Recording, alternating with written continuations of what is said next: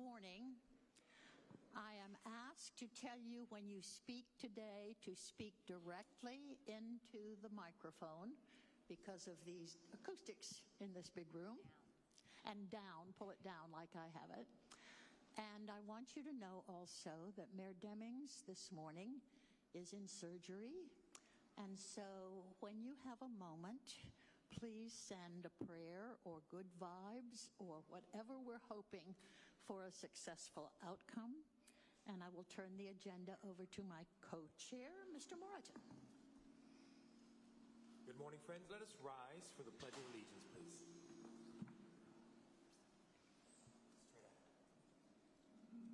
I pledge allegiance to the flag of the United States of America and to the republic for which it stands, one nation, under God, indivisible, with liberty and justice for all. Thank you. Let me turn it back over to Madam Chair for the roll call. Very well. In alphabetical order. First of all, Sergio Alvarez. Please speak up so I can hear you. Present. Thank you. Rishi Baga. Present. Andre Berry. Present. Kimberly Burkheit. Jacqueline Bizzuto. Here. Chip Byers. Chip. Tom Callan. Pete Clark. Eric Clinton. Here. Tina DeMostin. Here. Joe Dunn. Here. Sarah Elbrady. Present. Badri, sorry. Present. Doug Gomer. Here. Vance Guthrie. Here. Adrienne Jackson. Here. Thomas Lynn. Present. Christopher Meyer. Here. Ed McKinney. Here. David Mink. Christine Moore. Chris Muller.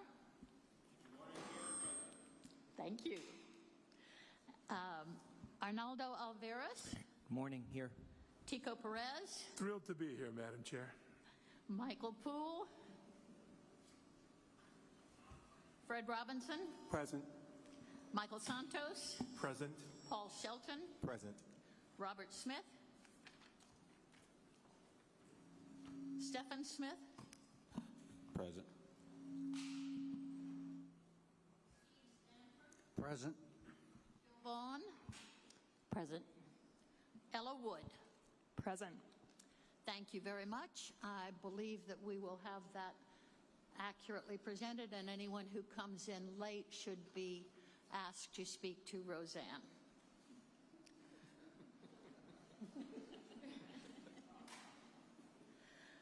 All right, my co-chair.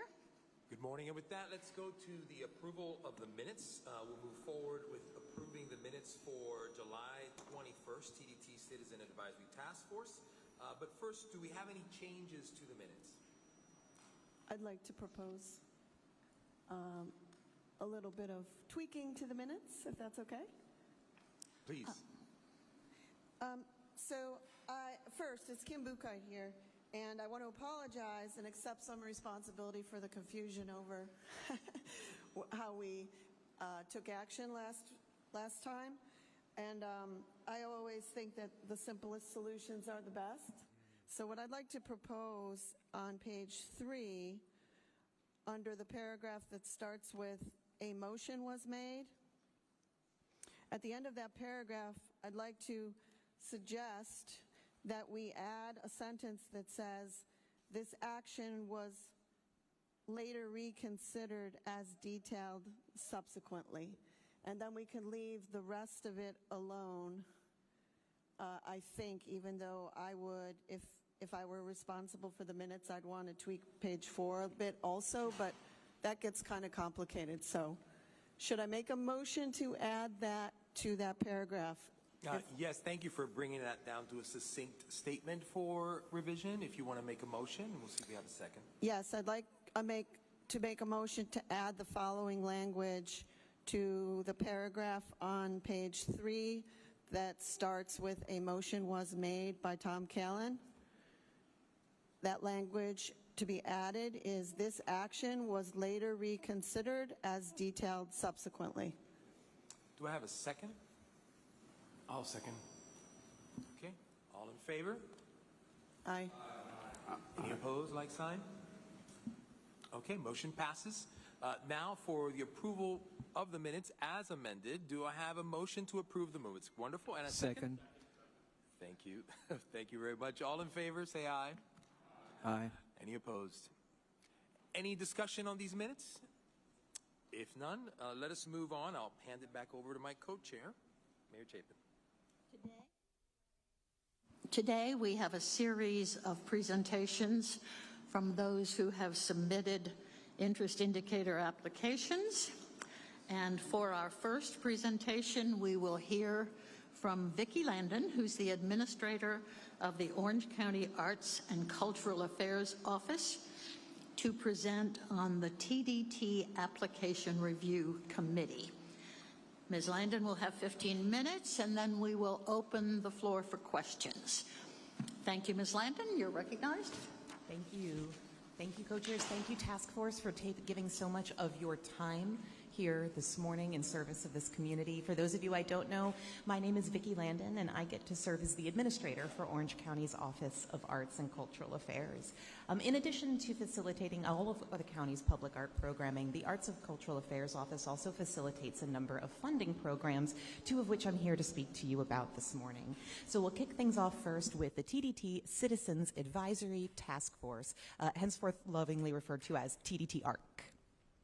I'm going to outline our request for you this morning, give some background on the ARC itself, as well as share some impact examples. And we have a ton of projects in progress throughout the county, so we'll touch on a few of those before doing a little sum up and then taking any Q&A that you have. So we'll begin with the request for TDT ARC. The request before you is to replenish the ARC with an investment of $75 to $100 million for the Tourist Development Tax Application Review Committee, and that is to fund between $15 and $20 million of capital projects per year over a 5-year period. Now, last week, Daniel Philippe gave you an excellent background and overview of how the ARC came to be, so I am not going to rewrite the book for you, but I'll just remind you to say that this grant program is where medium-sized projects get their funding.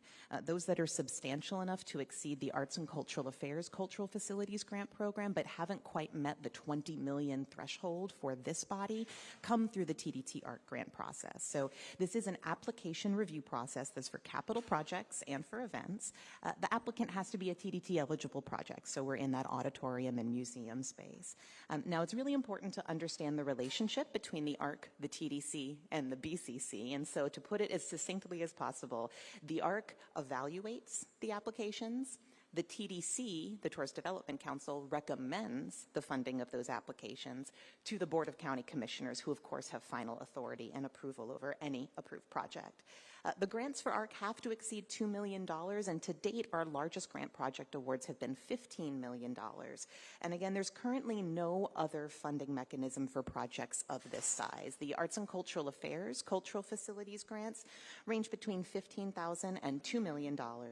The Citizens Advisory Task Force here today is considering proposals of $20 million and above, and so this is that catch space for those medium capital projects throughout our community. The ARC itself has 11 members. There are 2 appointed from the mayor, 1 from each of the 6 BCC districts, 3 from the TDC, and that's 2 from tourism and 1 representing the arts and cultural community. And we should recognize Ella Wood, who also serves on the TDT ARC currently. And so a quick touch on the process is that following a determination of funding, and I say determination of funding because unlike the Arts and Cultural Affairs grants, this is not an automatic renewed funding program that happens every year. This grant program is only funded and only opens up when the Board of County Commissioners authorizes excess TDT as recommended by a task force like yourselves. So in the determination of excess funding, the application window will open. The applicant has to be deemed TDT eligible upon their review. The ARC members will score the applications against a scoring matrix that's based on the criteria that was set forth in the enacting ordinance for the ARC program. They'll vote whether to advance an application to the TDC, and again, the TDC recommends, the BCC approves, and then if a project is funded and approved, the funds are only distributed as set forth in a BCC-approved funding agreement agreement that is authored bespoke for this applicant between them and the county, outlining their project itself. The enacting ordinance set forth 3 major criteria. These should look familiar to you because this is the same criteria that your evaluation scoring matrix is based on. The first is commitment to expansion of tourism in Orange County. The second is soundness of proposed event or capital project. And the third category is the anticipated return on investment. But there's 9 more refined points of consideration within each of these categories. Things like attraction of tourists, advertising reach, tourism industry collaboration, the operational and financial readiness of the applicant to execute the project, as well as that economic benefit and tax revenues.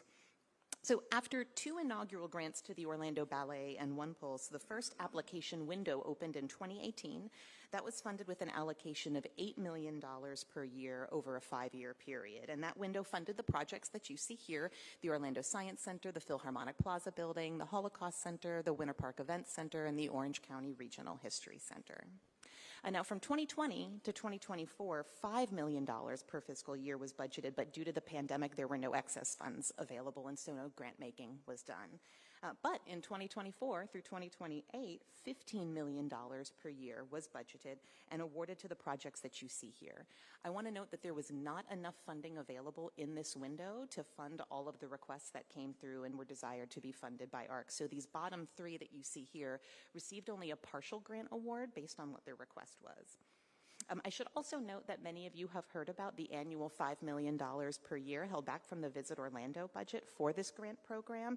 I should share that that $5 million a year only really trues up and is allocated monthly, assuming that TDT collections hit a certain threshold that month. So while that funding is coming, it's coming slowly and accruing on a month-by-month basis. There's less than $5 million that's accrued so far. So it will be some years before that funding has really accrued to a meaningful level to do grant making with the projects of this scale and size. But I want to talk about the work that this has done in the community, because there has been so much really wonderful impact from the TDT ARC. So from that very inaugural round of grants, the Orlando Ballet, and we have lots of representatives here from the Orlando Ballet, as well as our arts community, and I see a company dancer as well, thank you for being here, helped construct Harriet's Orlando Ballet Center. The Orlando Ballet's Harriet Orlando Ballet Center had its groundbreaking in October of 2018, and then the ribbon cutting happened very quickly after in January of 2020. Now, we all know what was a couple months to come after January of 2020. I want to share that despite having the challenges of the pandemic, Orlando Ballet still executed all of their internal events, as well as hosted 17 external events in that year. They hosted 20 external events in 2021, and then that doubled to over 40 in 2022. In late 2022, the ballet came before the TDT ARC to provide an impact update, and between their groundbreaking and that time, they generated over 850 room nights. They welcomed 237 students from out-of-market to a summer intensive program, and 89 out-of-market students relocated to Orlando for school area programming.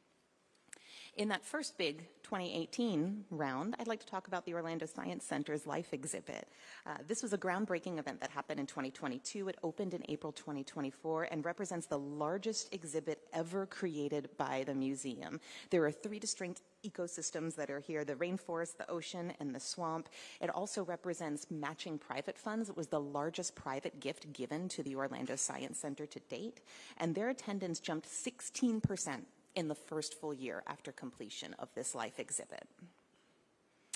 And now our 2024 window, most of those projects are still ongoing. Some have not even yet kicked off, but one just completed, and I really want to lift it up because it's incredibly exciting. This is the Winter Park Playhouse. This was a 2-part grant. The first was to allow for the acquisition of this privately owned auditorium that the nonprofit Winter Park Playhouse had leased for over 20 years and was in danger of losing due to sale. The city of Winter Park was able to acquire that building, lease it back to the nonprofit arts and cultural organization, which then executed a giant renovation of the property. This renovation included a new auditorium, new seats, a cabaret room, backstage spaces, and this is an organization that brings in tour bus after tour bus for matinees. They're home to the only Florida festival of new musicals. They have restaurant and lodging partnerships with Real Fish Coastal Kitchen and Comfort Suites, and they were in danger of losing their home had it not been for this grant program. They've only been open about 2 weeks, and they already completely sold out their ribbon cutting and their gala, and their ticket sales are really strong.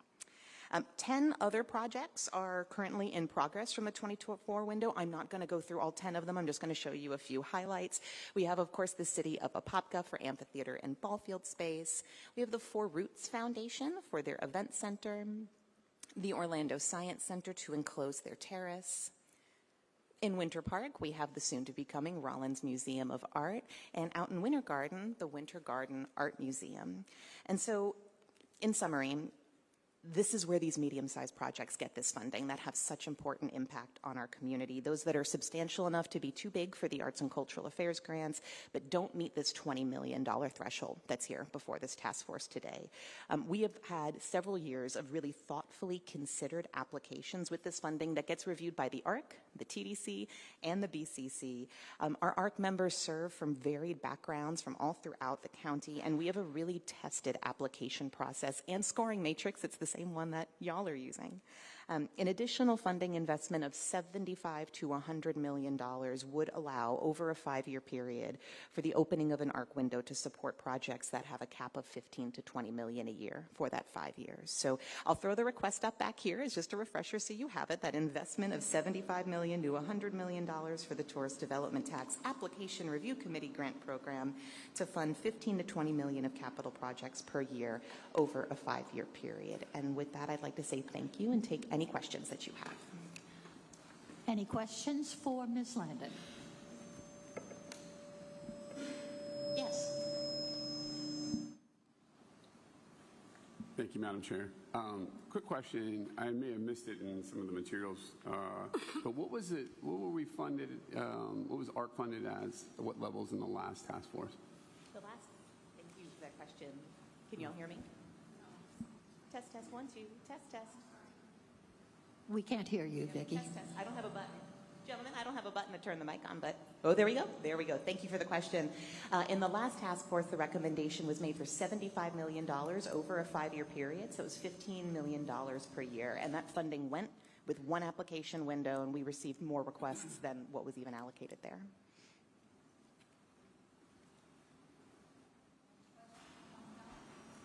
Thank you, Madam Chair. These are requests just for capital dollars, correct? That is correct. Okay, thank you.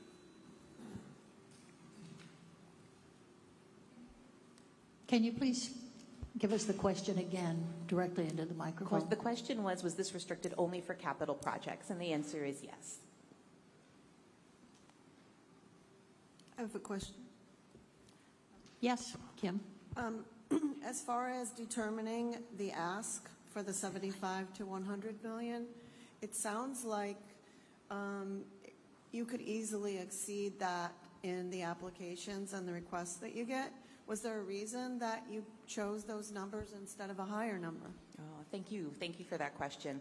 You know, the $75 million bottom of the range was modeled based off of the last task force recommendation and the last application window that we had. We do see that there's increased need in the community, but we also want to be aware that there's a lot of diverse needs that are coming before this task force over the next 2 weeks. And so providing you with the range of 75 to 100 million will allow you to kind of make a recommendation that you feel comfortable with. But I would also just note that we'll speak about in my second presentation that we have a 10-year cultural master plan for Orange County, and as we develop that plan, we heard far and away that venues are the #1 need of our arts and cultural nonprofits, and so it remains just a really high priority for the community. That said, there's a limited amount of funding to go around. I wasn't going to come in here and try to blow the ceiling off with a giant request for you. Tina, did you have a question? Yep. Hey, thank you so much. And this is actually one of my favorite projects that comes through. But I'm just trying to understand is this like the only funding you get? You get some dedicated funding. I'm trying to understand why. I got to keep it down. Sorry. I'm trying to understand. Right into the mic. Okay. I'm trying to understand. Do every budget cycle, do you just use up all the funds? To me, it's a little strange that if you didn't know you wouldn't have future funding, why didn't you save some for the future budget years? Oh. Like, it's kind of like, if you know what your funding sources are, why wasn't it spread out a little better? Why not pull some of that back and make sure that you have funding for future years versus having to come and ask for funding on top of funding? Yes, that's a great question. Sorry. No, that's great. That's a great question. I'm To sorry, reiterate, I'm because new I to know this. we had mic issues, is if we've had 5 years of funding in the past, how did that all get used up right away? And do we make plans to kind of squirrel away for a future date? And there's really two answers to that question. The first is that the Arts and Cultural Affairs grants, the ones that cap at $2 million, those are the ones that we expect to exist annually. We budget for those annually. Those go forward. With the only 3 years we didn't have funding for that program was during the pandemic, when TDT collections really took a dive. But the ARC as a body itself decides whether or not to open up a funding window and how large that window should be. And so it is certainly their purview to decide if they want to just restrict an application window to 2 of their 5 years or 3 of their 5 years. But a lot of these projects take 5 years to do. These are giant capital projects. This is not a renovation of a bathroom. We're enclosing an entire top terrace. And a lot of times it takes multiple years of funding. So when the request came through for the last round, which we've got some folks from Fiscal and Business Services here that would help administer that program before it came to me. I might call on them if I say something wrong. But what was able to happen is we made a whole grid of the 5 years and which organizations needed funding in which years. And it really worked out in such a way that you were able to stagger all 5 years worth of projects. And so this really only comes about when there's excess TDT. This is a large, significant, sort of game-changing projects for the community, and we know that won't happen every single year. Next is Tico Perez, followed by Tom Callan. And if you are waiting to speak, please turn your mic off until you're called on. The sound system works better that way. Thank Also, you. make sure not to aim your microphones at the ceiling. That's what's causing the feedback. Make sure the mics are aiming directly at you. Thank you, Madam Chair. Vicki, I'm obviously a fan of this, but I do have a question. You answered a question in the application that said if your project receives less than the requested amount, which is $75 million, can the project still move forward? And you said no. So is that saying we're $75 million or nothing? Oh, no. So I think that's partly due to the wording of the question, is that if 0 or a reduced amount were awarded. So this grant program has no other funding source. So if this body chooses to allocate some dollars to the ARC, then it will continue forward at whatever scale that it is funded. If this body chooses not to, then the ARC remains a body without any business before it. But it's not $75 million or nothing. Correct. Tom Callan is next, followed by Sergio. Thank you, Madam Chair. A question I had was, you told us where you were in the past projects. Do you have a list of upcoming projects that you plan to use for the $15 to $20 million a year for 5 years? We do not. So with those applications, there's no letter of inquiry or interest. We don't have a pending bucket. When an application window opens, we publicize that throughout the community, and then we'll see what applications come in. And one more question, Madam Chair. I thought the Playhouse approach was very good, by the way. Congratulations. But I like the way you all leveraged the TDT dollars with a contribution from the city.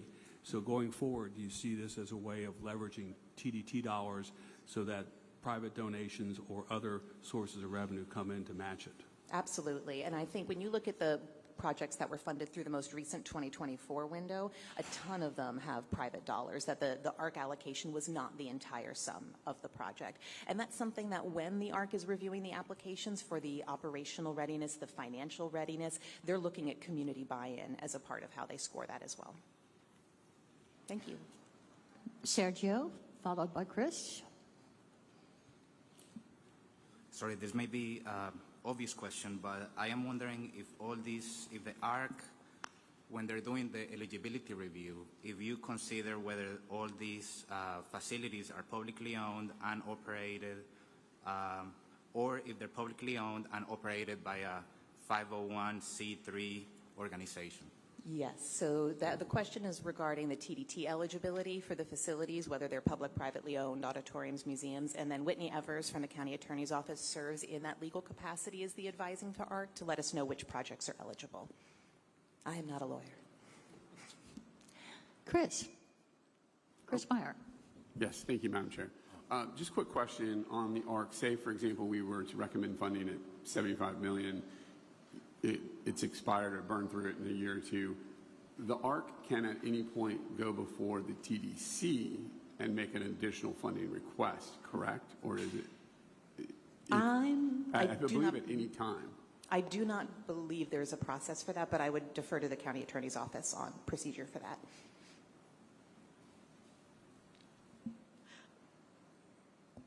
Thank you. Okay, here we go. Not to get too granular on it, but the Board of County Commissioners included a priority in our tourist development plan for the ARC funding. So anytime that there is ARC funding awarded, that comes through the board.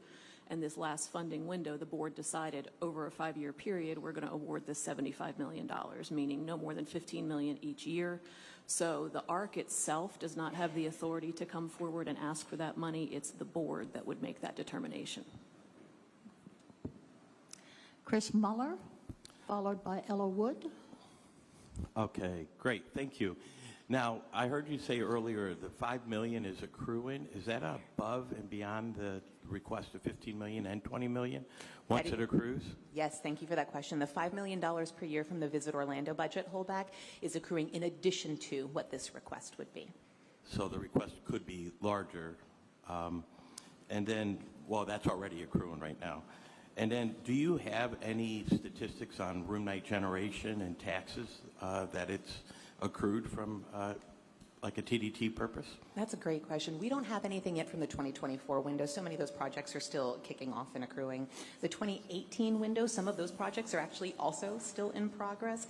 The applicants are required to provide an annual report on that impact, and that information goes to the Convention Center and the Comptroller's Office. And so the Comptroller's Office is responsible for really the auditing and the oversight of the funds that go out through this grant program. So I don't have those figures to share with you today.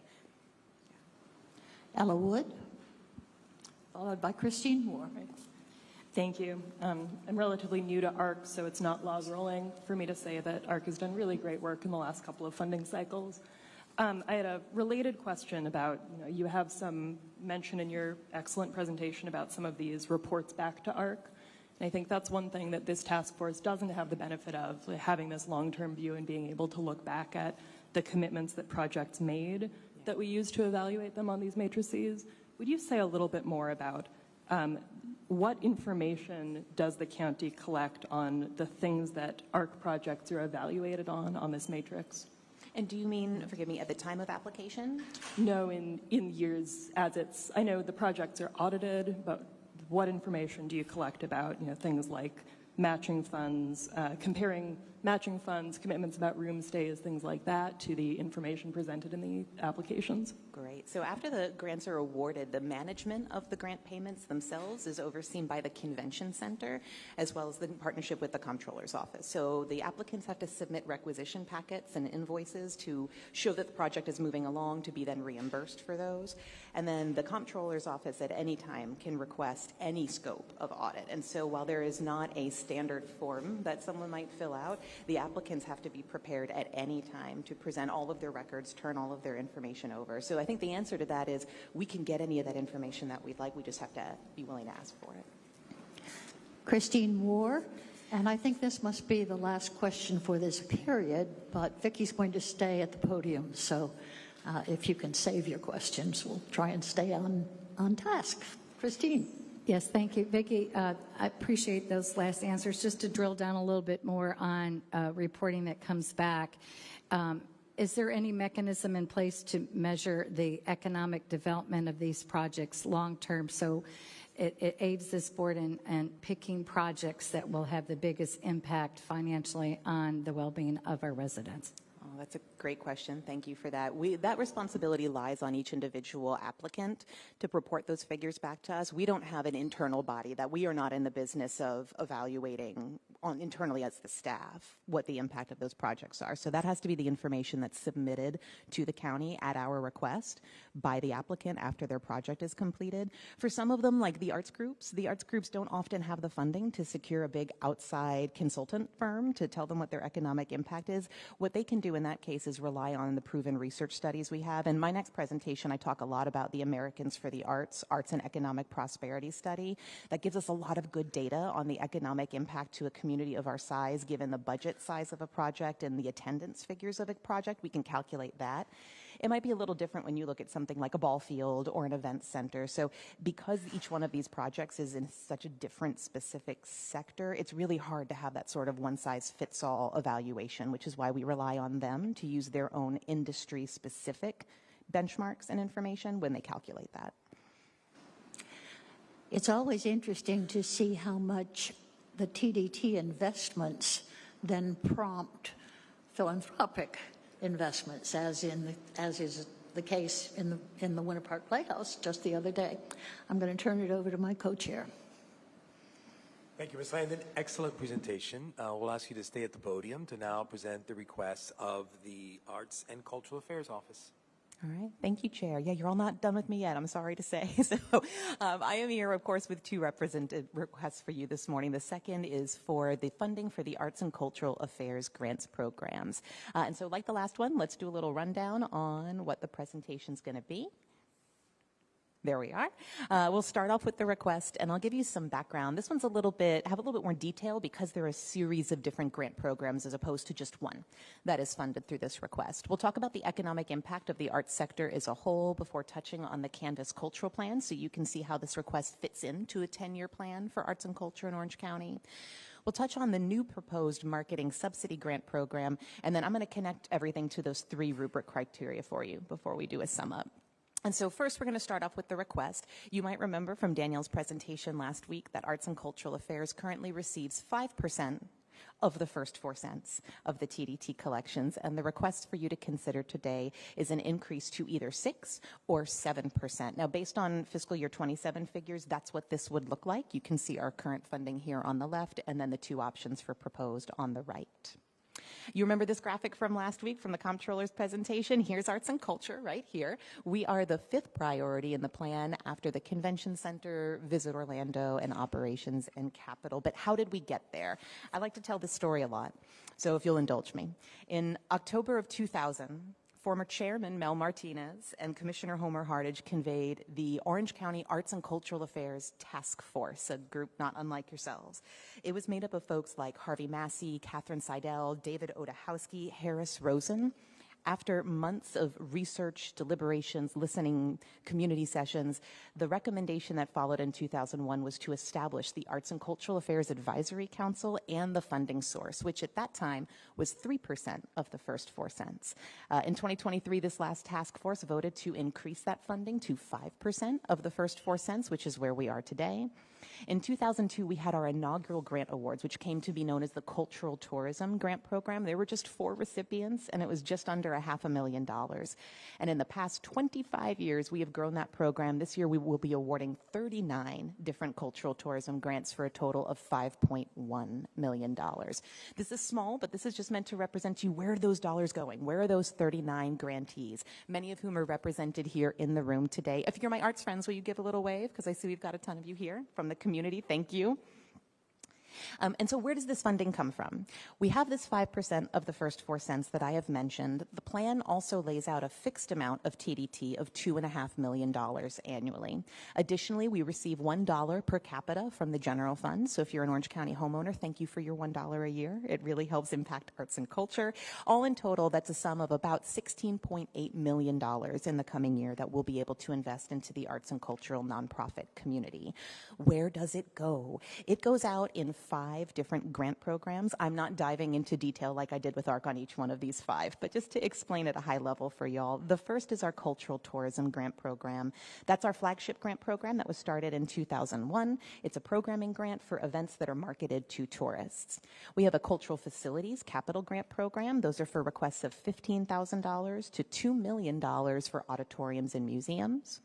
We also have the Blockbuster and Special Events Grant. This is a programmatic grant for marquee-style events that draw 50,000 people or more to the community.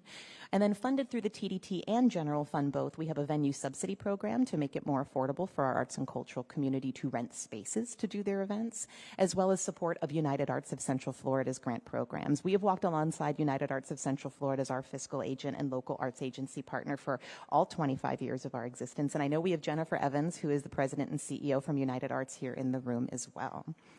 And how are these decisions made? These decisions are made by a 13-member Arts and Cultural Affairs Advisory Council member. Our chair, Paul Lartenois, is standing right here as well.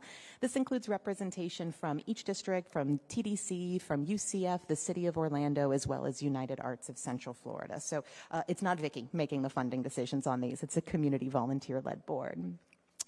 Our 2025 Cultural Tourism Program has closed. That's a calendar year 2025 grant. We have all of those final reports in. In that year, we awarded $4.6 million to 40 organizations. Those funded events welcomed over 2 million audience members, almost 800,000 of whom were tourists. Now, I mentioned that Americans for the Arts Prosperity Study calculator in my last presentation. They have calculated a $57.30 spend by an out-of-town visitor to an arts and cultural event. So that is $45 million in visitor spend generated by this $4.6 million investment. We talked about the private sector and leveraging some skin in the game. This is a dollar-for-dollar matching grant, but many of our grantees go above and beyond that dollar-for-dollar. This $4.6 million actually leveraged almost $39 million in private philanthropy and match funding and had nearly $95 million worth of total economic impact. And this is just one program year. We've been doing it for 25. I want to zoom in a little bit and share just a couple highlights from each of these grant programs. In this year, the Orlando Philharmonic Orchestra had performances that attracted tourists from more than 25 states. They had attendance from the Northeast and the Midwest particularly strongly, and then I'm hoping many of you have been to their Liberty Weekend concert at Orlando International Airport, where they played for 4,500 travelers during the peak tourism season. But the OPO is a large, established, healthy organization. How about our smaller emerging groups that are healthy and they're just not really on our radar yet? One of our first-year grantees last year was Descolines Arte Teatro. Their grant supported their multidisciplinary Latinx Arts Festival. It featured 186 artists that came from 16 companies from Mexico, from Ecuador, from Colombia, from the United States and Chile. They had programming that was interpreted English to Spanish, Spanish to English, and ASL, and they still managed to collaborate with 51 separate community partnerships over the execution of their grant programming. I mentioned our Cultural Facilities Grant Program. Here's an example of what of those can be, which is the Orlando Science Center's Dome Project. This was just opened a couple months ago in May of this year. It renovated the theater that was originally built in 1997, converting it from film into digital. Yes, the laser light shows are back. This is with a brand new immersive audio system and near nano seam surface for the theater screen and all new theater seating. It actually allowed them to pick up a few additional seats, losing the film projectors and converting to digital, increasing their capacity further. Our Blockbuster and Special Events Grant, I mentioned, is to support programs that have 50,000 attendees or more, a marquee blockbuster-style event. One of those grantees is Creative City Project for the Immerse Festival. They're in the middle right now of a 5-year grant program supporting Immerse. They welcomed almost 85,000 people to this year's festival, which spread across 10 city blocks. It featured 1,100 artists. It paid over $1 million into the pockets of artists and arts organizations in our community and generated over $10 million in economic impact. Now, the nation's arts and culture sector, nonprofit, commercial, education, is a $1 trillion industry. It supports more than 4.9 million jobs. It's 4.4% of the nation's economy, and that's a larger share of GDP than transportation, than construction or agriculture. Americans for the Arts generated this research study through their Arts and Economic Prosperity on arts and culture activity in Orange County alone, where you can see that arts and cultural affairs here generates almost $265 million in economic activity annually, the spending that also by organizations and their audiences. It supports nearly 5,000 jobs and generates over $50 million in federal government revenue. Further to that, we have some data here from Visit Orlando that shows that cultural activity attendance by tourists had a dip in the post-pandemic years, and we are now climbing back up. 19% of domestic visitors to Orlando participated in a cultural activity in 2025. This is the highest share in this 7-year data set, but it's not our ceiling. We have so much further that we can go. And what I want to talk about here is how this supports the Canvas Cultural Plan. This is a 18-month development for a 10-year cultural master plan that was executed in partnership with the City of Orlando and Orange County. We had over 55 stakeholder and community discussions. We had cross-county site visits, a workshop. We had a community survey with over 1,000 responses from every district throughout the county, every municipality in the county, unincorporated, and every neighborhood in the city of Orlando. This plan was unanimously accepted by the county board and the city of Orlando council late last year. And really the data tells a really compelling story. From our survey results, 88% of respondents consider arts essential to their families. 84% supported increased government funding of the arts. But really the key here is that awareness was the #1 reported barrier for Orange County residents participating in the arts. I just didn't know the event was happening. I didn't know that it was happening near me. We're not going to talk about all 6 goals of the plan, but I'd like to share with you that the Canvas Cultural Plan has 6 overarching goals and a series of strategies and tactics underneath them. And given this, the proposed grant program that I would like to present to you today really supports Goal 5, which is to build the cultural sector resilience. That's the health of our arts and cultural nonprofits. And so the proposed increase before you today would serve 2 purposes. One, of course, is to increase the grant pools that already exist for arts and cultural affairs. But second, in response to the most commonly reported barrier to participating in the arts, developing a marketing subsidy grant with an initial pool of $1 million.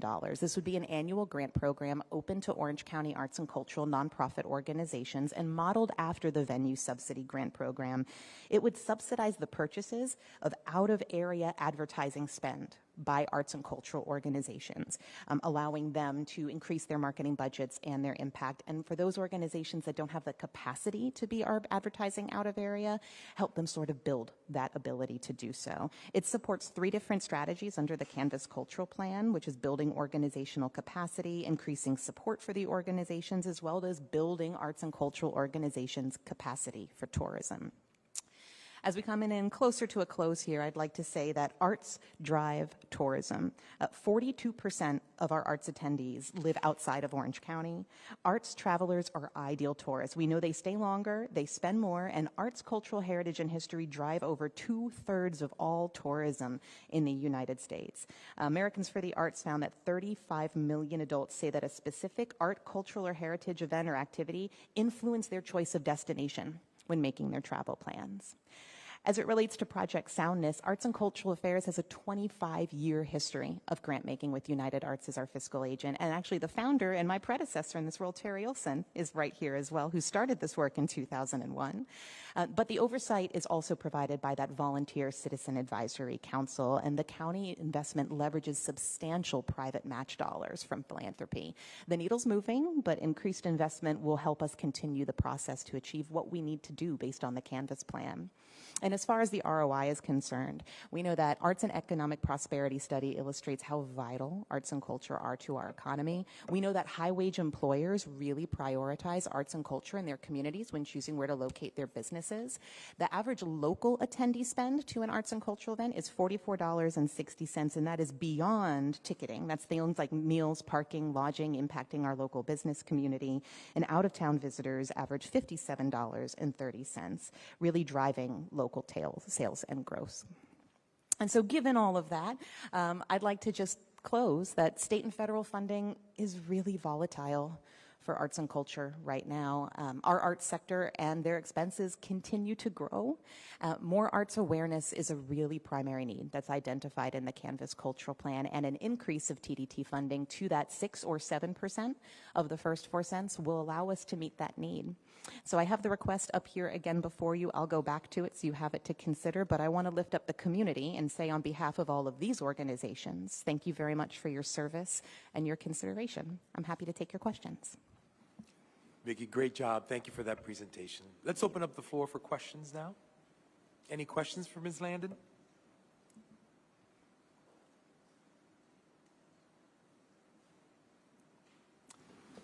I see one, Sergio. Yes, my question is not for the presenter, but it's directed at county staff. So I see in this program there's some elements of it that are for promotion and marketing of tourism, for trying to bring people from out of our county into our community to experience these events. And so my question is, are these funds tallied up or accounted for towards that 40% that we discussed in the previous meeting that will allow you know, public facilities to be funded with the TDT tax? Excuse me. Good question.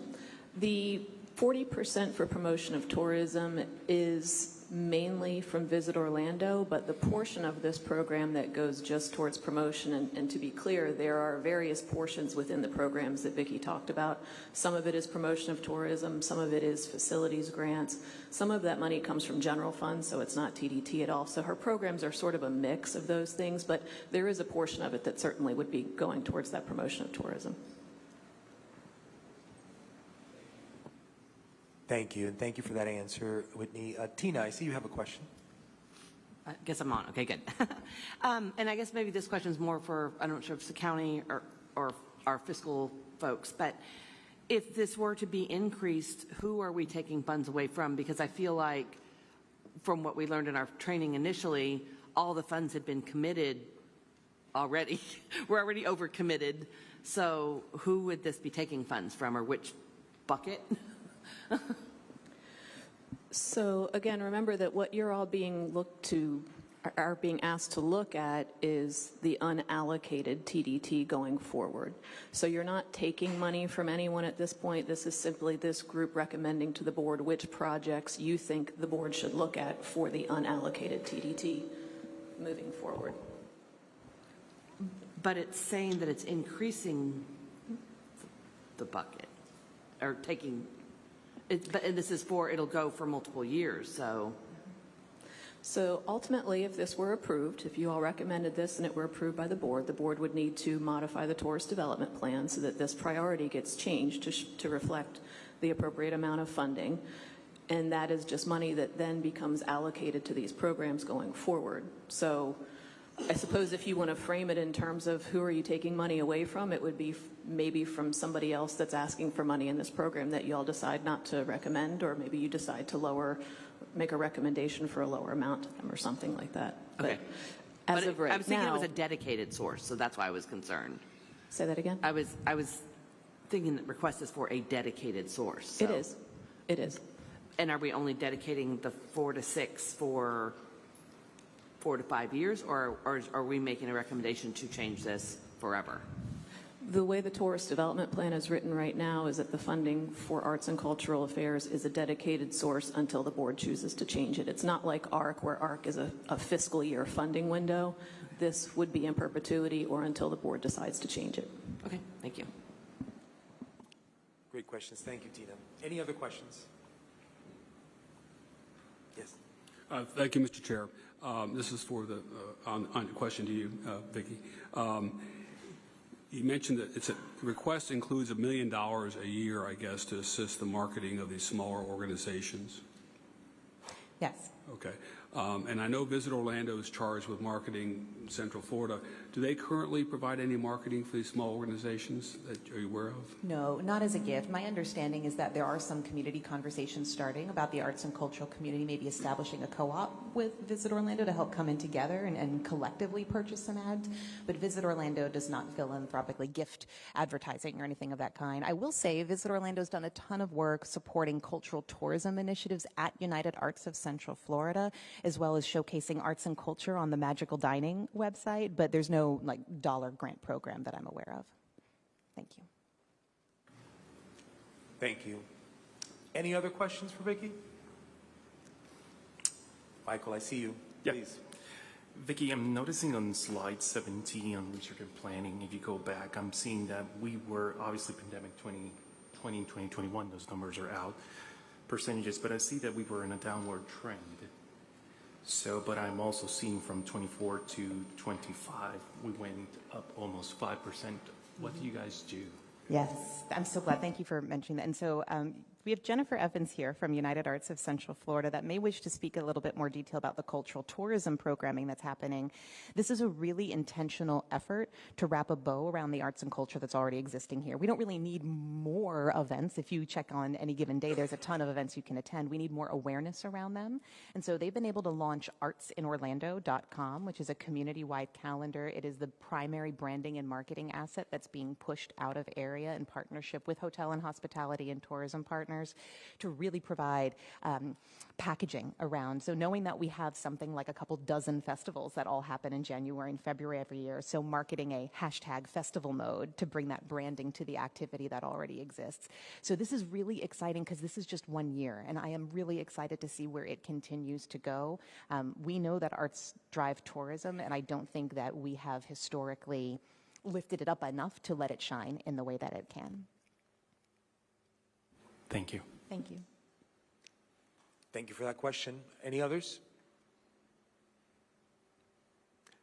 Vicki, great job. Thank you very much for those presentations. I'll hand it over to you, Madam Chair. Thank you so much, Vicki. Excellent presentation. And our next presenter is Alan Marshall, who is the Environmental Policy Coordinator for the Planning, Environmental, and Development Services Department. And he's going to present a new idea, the Orange County Ecotourism Grant.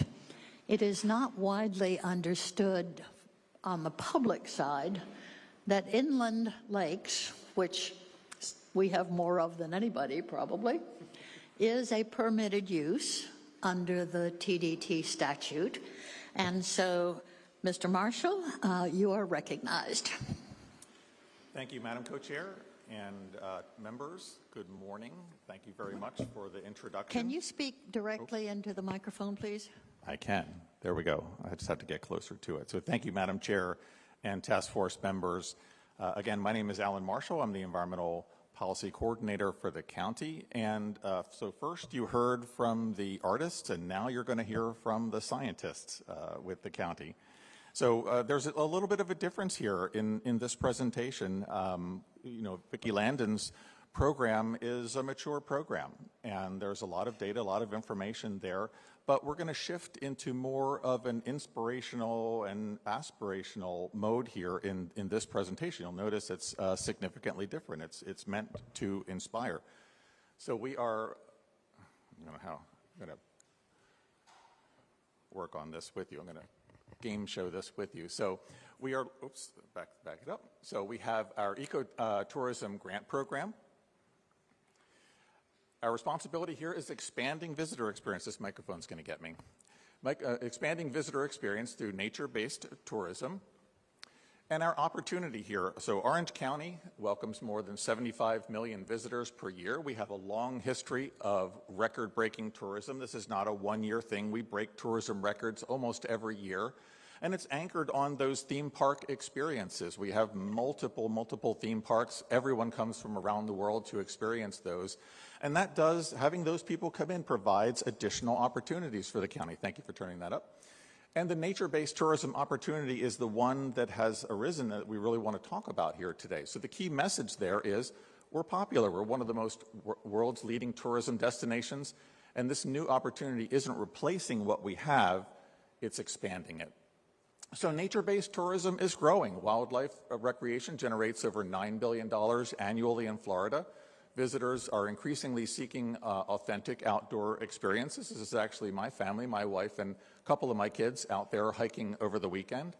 Our nature-based tourism complements and does not compete with our existing tourism economy. And Orange County is uniquely positioned because it already owns the assets. So Orange County already possesses one of Florida's most diverse collections of publicly accessible lakes, rivers, conservation lands, trails, gardens, wildlife centers, and outdoor destinations. And so our request for the task force is for $5 million per year over 10 years, or $10 million per year over 10 years to create this network. So what does a network mean? What is an ecotourism network? And what we're going to do here is take a look at Orange County here, and we're going to slowly fill in some of those resources that we have. And hopefully at the end, you'll have a visual representation of what that network is or what it could be. So you have, starting out with our signature lakes there, you have Lake Apopka on the west side of Orange County.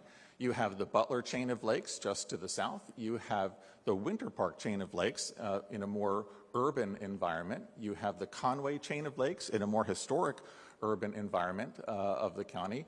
And then down in the south, you've got Lake Hart and Mary Jane chain of lakes. This is a newer, new developing area just south of our high-tech corridor.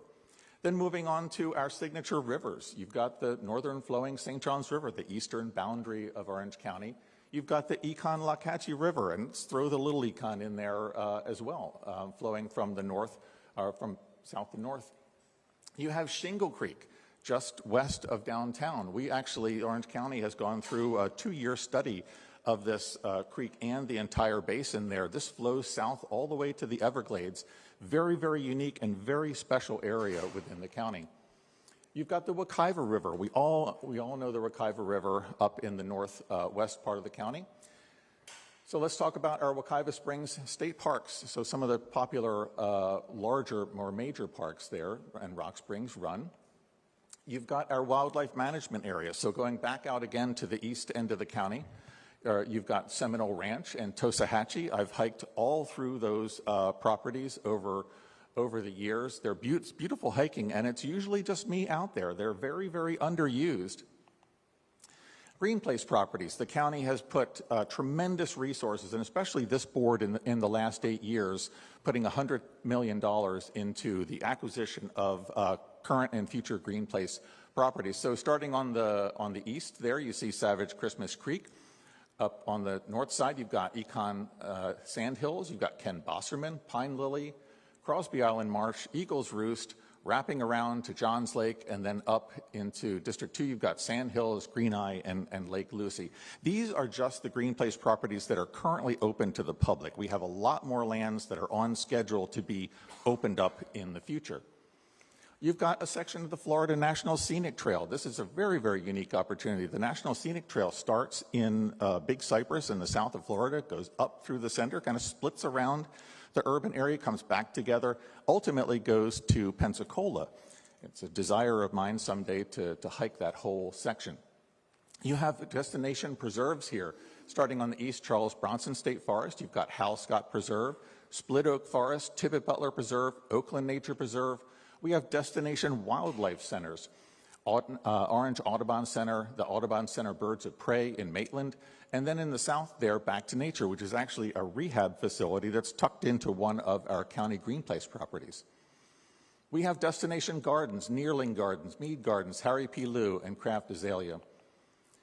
And some of our destination parks, so county parks. So starting up with Kelly Park at the top there in Rock Springs Run, down to Magnolia Park on Lake Apopka, Bill Frederick Park, Fort Christmas, Moss Park, and the Orlando Wetlands. Looking at our trail network, we have urban trails, as you see, all across the county are our urban trails, and these are very, very popular trails, paved trails and others. And then our future urban trails as well. And you see that network there starting to fill in those gaps. So at the end of this, and probably not everything is on there, you start to see what the concept is of that ecotourism network. So there's sort of a proven model or a proven concept of when we had a very signature ecotourism, I should say, resource of Lake Apopka. So back in the 1920s and 30s and into the 40s, it was one of the national, leading national bass fishing lakes. And unfortunately, over time, there was some draining of wetlands, there was farming that went on around it, and eventually the nitrogen and phosphorus that went into that lake just overtook it, and it essentially ruined the water column there, and we lost that resource. So in the 90s, the legislature and the Water Management District started a significant restoration project out there to remove muck, to provide water treatment. They call it diet and exercise. They're removing phosphorus and removing nitrogen. The exercise is moving that water through new marsh flowways, removing invasive plants and invasive animal species, native shoreline and aquatic plantings. Now we're starting to come back, so we're putting the right plants and other habitat restoration opportunities there. Habitat is wider than just, it's, fish habitat, you've got bird habitat, you've got all the microorganisms and the smaller component of that natural system there that you've got to then restore. You've got to get down to the mineral soils so the fish can breed. But then you start to bring back those, those opportunities for the public and for a very significant and robust birding community, the Lake Apopka, wildlife trail and birding loop. So you see that full circle coming back in. Make sure I hit the right button here. So future opportunities there. These are great pictures. These were taken by our staff over the years. I just found some good ones. Conway Chain of Lakes, as I mentioned, Shingle Creek, Econ-Lac-Hatchie River, Moss Park. You've got our cultural parks like Fort Christmas Park, and our natural and paved trails. And let's also not forget the horse trails that are out there. I was told recently that people come from other counties just to exercise their horses in Orange County, and so they're looking for those resources.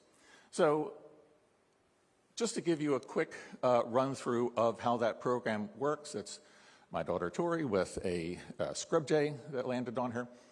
Starting off, obviously, with the TDT source funding, feeds the competitive grant program.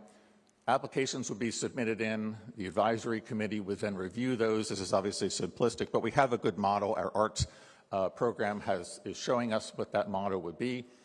The advisory committee's job is to send those best projects to the Board of County Commissioners for approval. Those projects that get approved by the board get out there, start improving our ecological resources with that intent on tourism. Improving that visitor experience, that in turn will increase tourism growth, which then funds back into TDT. So Orange County already administers successful competitive grant programs. Obviously, you heard that this morning, and this proposal builds upon those existing governance models. So potential grant funding opportunities or categories, we were really not talking about projects here. We're just really talking aspirationally about categories there. You've got tourism promotion, nature tourism marketing and partnerships. You've got wildlife tourism, Florida birding and wildlife trail promotion, visitor experiences, talking about guided paddling, birding, photography tours, interpretation, visitor guides and exhibits, and educational, environmental education. So when you look at that giant network, there's a large area of need for all of these concepts to be fit in. Long-term benefits, tourism expansion, longer stays, that's pretty simple. Tax revenue, visitor spending. The economic benefit there, jobs and to the local businesses that are outside of our typical tourism corridor, that are out in the far-flung areas of the county. There, I think that we were looking at 200 to 300 to 400 jobs as an estimate for the work that would need to be done. And that tourism collaboration with Visit Orlando and the municipalities. So project soundness, that's an important part of this. That competitive grant program helps put the trust in that project. So by leveraging places Orange County has already protected and invested in, the program plans to expand the county's tourism portfolio, creating lasting value for visitors, residents, businesses, and future generations. So the statement to leave with you here is that Orange County's next signature tourism destination doesn't have to be built. It already exists. So our job here is to create that network and market it out to our 75 million tourists per year. And thank you very much, Madam Chair. That's the end of the presentation. Thank you, Alan. I want to compliment you on the fact that you responded so quickly and so well to what is essentially a new idea promoted by Mayor Demings and his Chief of Staff, Roseanne Harrington. I think it's a very interesting and exciting opportunity. And to add to what Alan has already told you about the opportunities, I can tell you that the state of Florida has also committed over many years going forward to connecting all the trails in the state of Florida.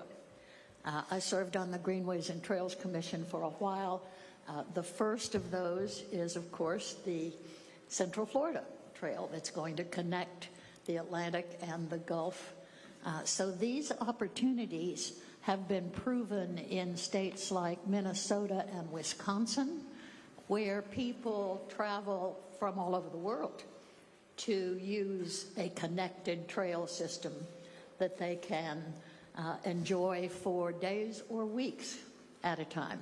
So now we will take questions on Alan's presentation. Madam Chair, could I just add one more thing to this? I just wanted to introduce our staff because I think it's an important aspect of this, how we pulled this program together so quickly, as you mentioned earlier. If our team could stand up. So we have Scott Scraben, our Deputy Director, Tanya Wilson, our Director of Planning Environmental Development Services. You have Renee Parker, Beth Jackson, and Liz Johnson. And the unique thing about this team, I'll move Tanya out of it just a little bit because she's fairly new, but all of us, myself, Scott, Renee, Beth, and Liz. Beth runs our Green Place program, our Natural Lands program. Liz Johnson has been over our environmental permitting and essentially everything in Orange County for 26 years, 30 years, 25 years, 27 years and 27 years. And so the team behind this concept is very experienced. We know everyone. We know all the four corners of this county. We know all the lakes. We know all the trails. And so it was fun for us to put this concept together. But I wanted you to understand that there is a very strong bench putting this potential program together. I know we want to extend our compliments and thanks to all of your staff, so thank you very much. And questions now. I believe the first question comes from Tico Perez. Thank you, Madam Chair. And this may be a silly question, and if it is, I apologize. But I understand that all of these assets are county-owned, and it's wonderful. Who is the applicant for these grants? Is it county staff responsible for each of those positions? Is it a not-for-profit that works to manage some of those properties? Who will actually be applying and competing for these grants? We're going to share some question answering here. Yeah. Take turns here. Absolutely. So this could be South Florida Water Management District. It could be a nonprofit group that's got a program they're trying to do. It could be county departments that are putting in for programs. So it's trying to spread to the different areas that are promoting the tourism.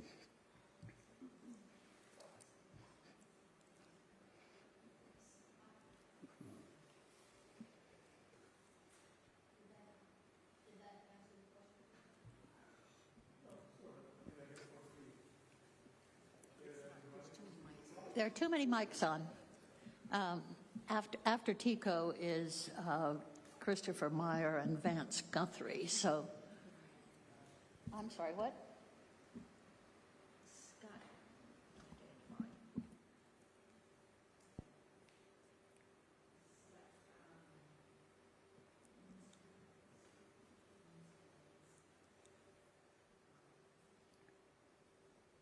Yeah, there's too many mics.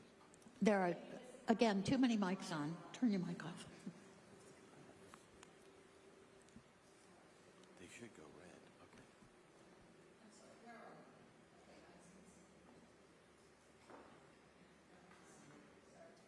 Scott, can't municipalities apply? Because you mentioned the Conway Chain of Lakes, you mentioned Apopka, you mentioned all of those things. Wouldn't they be a good applicant? Because this is the infrastructure program, correct? So this is the ecotourism program on the infrastructure. This is ecotourism? Okay, this is not the infrastructure. Okay, so later you're going to hear the infrastructure. So this one is just ecotourism.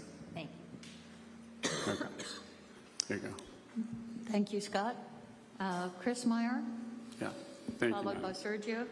Thank you, Madam Chair. I think, by the way, I think it's our microphones, when you hit it to go in the queue, it just turns on. There's no queue button. I think that's probably what's going on. Two questions. Great presentation. One, I'm not sure if this existed on the last task force, but what level did the last task force recommend approval or funding for? It's new. This is new. This has not been presented before. Okay. And then second question, I saw some information on there on the economic impact to the state of Florida. Is there any specific information on the proposed economic impact to Orange County based on your levels of the ask? We wouldn't know that yet until the committee is set up, and then people would submit applications for projects. So this is really a grant program similar to the arts. So then the committee would meet, we'd have an application window where people could submit projects, and then you'd be able to do an assessment at that time. Okay, thank you. Next, we have Kimberly and Tina. Thank you very much. Alan, thank you for mentioning all of those great assets that we have in Orange County, and I'm really a big fan of our parks and recreation system. And I have a question that relates kind of to that graphic that's becoming a favorite of ours, is about the buckets and how that we talked about the Green Place program running out of money already. Is it possible we could create a bucket for the Green Place acquisitions instead of wondering, you know, where we're going to get money from to keep up with preserving open space, which we need to do as we grow? That's just really a question for more of the overall structure of how the TDT funds are used and how that ordinance, I believe. Right, that's a Whitney question. I'll defer to Whitney. Yeah. Yep.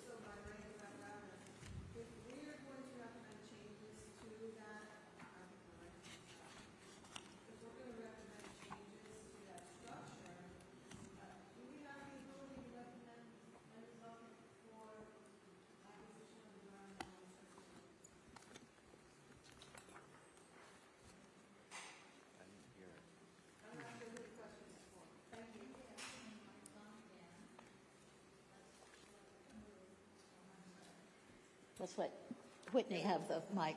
There we go. Okay. So to your first question, well, those questions are related, right? You're asking about putting a new bucket in the TDT plan, a new priority.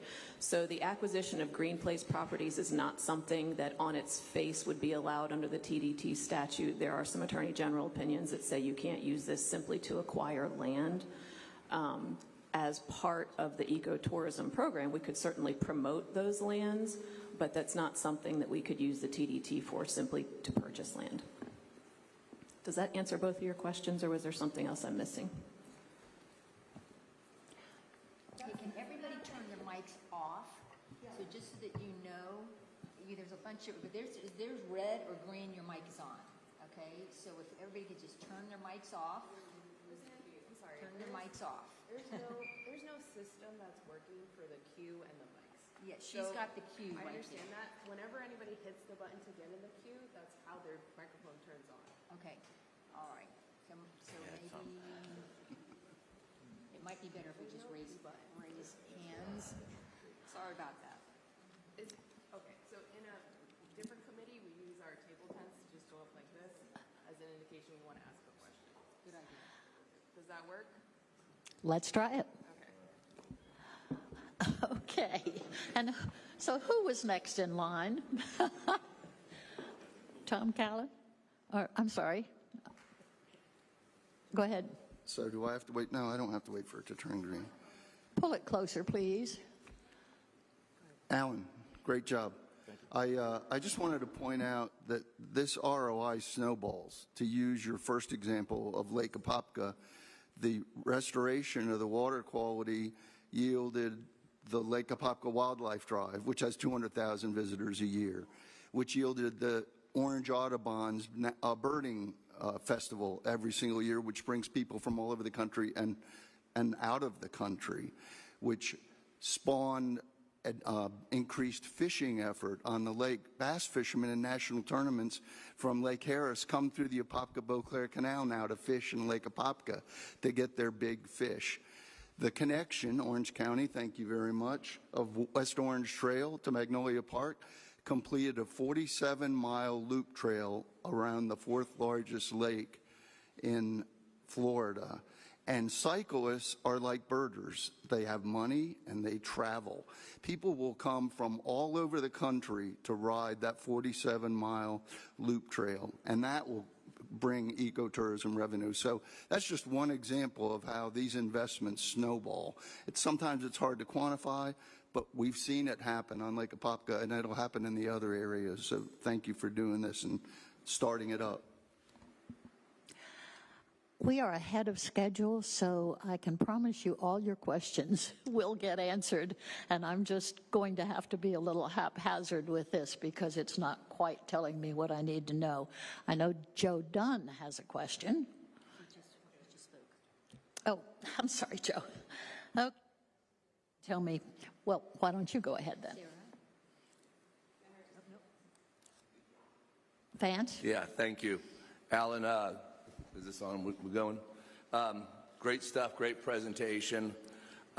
So I would also love to do the Florida Trail one time, but I'm too lazy, so I do a lot of canoe kayaking trips. Right. And I don't know if y'all have had this idea or is this part of the $5 to $10 million you're asking for, but if you've canoed the Swanee River or if you've done the Everglades, they have either camps like the Swanee does or platforms like the Everglades does. And when I canoe the Swanee, it can be a Wednesday and those camps are sold out because they're so popular and they bring people in. And just like you have in here, we always look for a 2 to 3 day kind of paddle to do. We go to that town, we stop at the store, we get our ice, we get our food, we get everything, load up with gas. So it does bring a lot of money in. I guess my first question is there thought into kind of going down this alley and putting up campsites or chickies where people can go down the econ and kind of spend the night, et cetera? And also with this 200 to 300 jobs, what kind of jobs do you foresee happening? And if those is any of those rangers? And if so, my experience is it's hard to find rangers nowadays. So those are my questions. Thank you. So I think the concept that we have here, the first thing that needs to occur, well, the two things that would need to occur simultaneously. Number one is amending the infrastructure that we have to suit and to benefit our visitors. And I can just kind of scroll through here to just set myself some notes the other day. You talk about you were mentioning some of the things: wildlife viewing infrastructure, paddle tourism infrastructure, trailhead enhancement projects, countywide wayfinding systems, interpretive experiences. Those things that when our tourists get out there and start experiencing these wide variety of park areas, these natural park areas that we have, that there are these amenities there for them. So that is one of the goals here, and that's what grant we would take in and review grants for those kinds of things. The other is just the connectedness of the network and marketing it, okay? If people don't know it's there, I remember talking early on with Scott saying most of these things are drive-bys by everybody. They don't know that it exists. They don't know it's there. And our goal is, and this is marketing, this is digital resources, is to pull that network together, create something that says, what do you want to do today? You know, do you want to go hiking? Do you want to go biking? Do you want to go paddling? And you know, what else is in the area right there? I mean, if you go out to the east part of Orange County, you could go to Fort Christmas Park, you could get some cultural, experience there. Right around the corner is one of our Green Place properties that has nature trails. It's actually part of the future portion of the Florida National Scenic Trail. And then if you've got time left, you Uber potentially out to the St. John's for an airboat. I mean, but you've got to pull all that together. You've got to create a function that helps our visitors understand that it's there, that there's multiple opportunities, what to expect when you're going out there, what you're going to need, those kinds of things. So those are the two big portions of creation of this network under this particular grant. We're going to talk about the infrastructure piece in our second, and that's more to lakes and rivers and restorative things. Yes, sir. Yeah, maybe that was a better question for the next presentation. Yeah, but I wanted to give you that concept because you touched on pieces of it there. But the most important thing is making this visible to our tourists and drawing them in, okay? Because I believe that once they start experiencing some of our resources, and as we can continue to improve them over time, and we should, because we want to meet that expectation of our, if you live in Cleveland, if you live in Colorado, if you live in Denmark, you have this picture of what you want to experience, what you perceive Florida to be, and it's beautiful clear waters, it's beautiful plants, and that's really what we want them to see. And you'll see some of that in the second presentation, but you also want them to have resources that assist them, out at our county parks and at other areas. And so there's a lot of minor infrastructure there that needs to occur just in the creation of that network. I'm going to call on Commissioner Moore and then on Chris Muller. Thank you.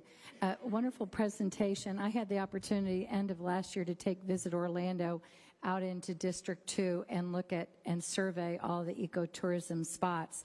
And what they indicated to me was they felt that a lot of the visitors that come to Orlando would potentially stay an extra day to follow some sort of ecotourism opportunities. And so I think it's a great idea, support you 100%. And then as I've been working on trails, I hope you're considering money to fill in the gaps. We just have an extremely number of large trail gaps, and it's been very difficult to find money to finish those gaps. So I'm hoping that would be part of the infrastructure. But my question is, you said the 300 to 400 jobs, and I was thinking about Magnolia Park, that now that the loop trail is finished, it now seems to be the time to go back and have the bike rental that did not go a couple of years ago. But it seems like if there was enough marketing and collaboration with Visit Orlando, we could support a bike vendor at that location. But so that's my question. Where do you see these 300 to 400 jobs? Is it just in Orange County government, or do you see it on the private side as well? I think the jobs that we're talking about are more private side in the estimate that we looked at. So these are vendors that would be, providing the creation of wayfinding signs for us, for our parks, for other, interpretive information at our sites. And so I think we're only talking about external jobs in that initial estimate. Thank you, Chris. Thank you for the presentation. How much money now is being invested in ecotourism? I'm sorry, I was trying to locate you there. How much money right now is being invested in ecotourism? Well, I mean, we have a parks department that works on county parks, and they have their maintenance, budget. But there's not a specific budget in the county that's dedicated towards ecotourism. We have spent, as I mentioned in my presentation, the last 8 years trying to spend $100 million and acquire green place properties, but they're just raw properties at this point, and they'll have to be amenitized and made available to the public for the future. But this would be something new and completely different to the county, because this is tourism focused. Next, Tina, and then Andre. Thank you. I really like the ecotourism and touching on that, and I think I'm a little bit confusing between the two, so I went back to slide 11, that was kind of the investment in priorities. And I understand this one is more the softer side of the tourism. This is your promotional grants. Will this fund any physical improvements? Because I feel like some of these things lead to maybe some physical improvements, but maybe not like a major capital. Is that the case, or is this really only for that soft side?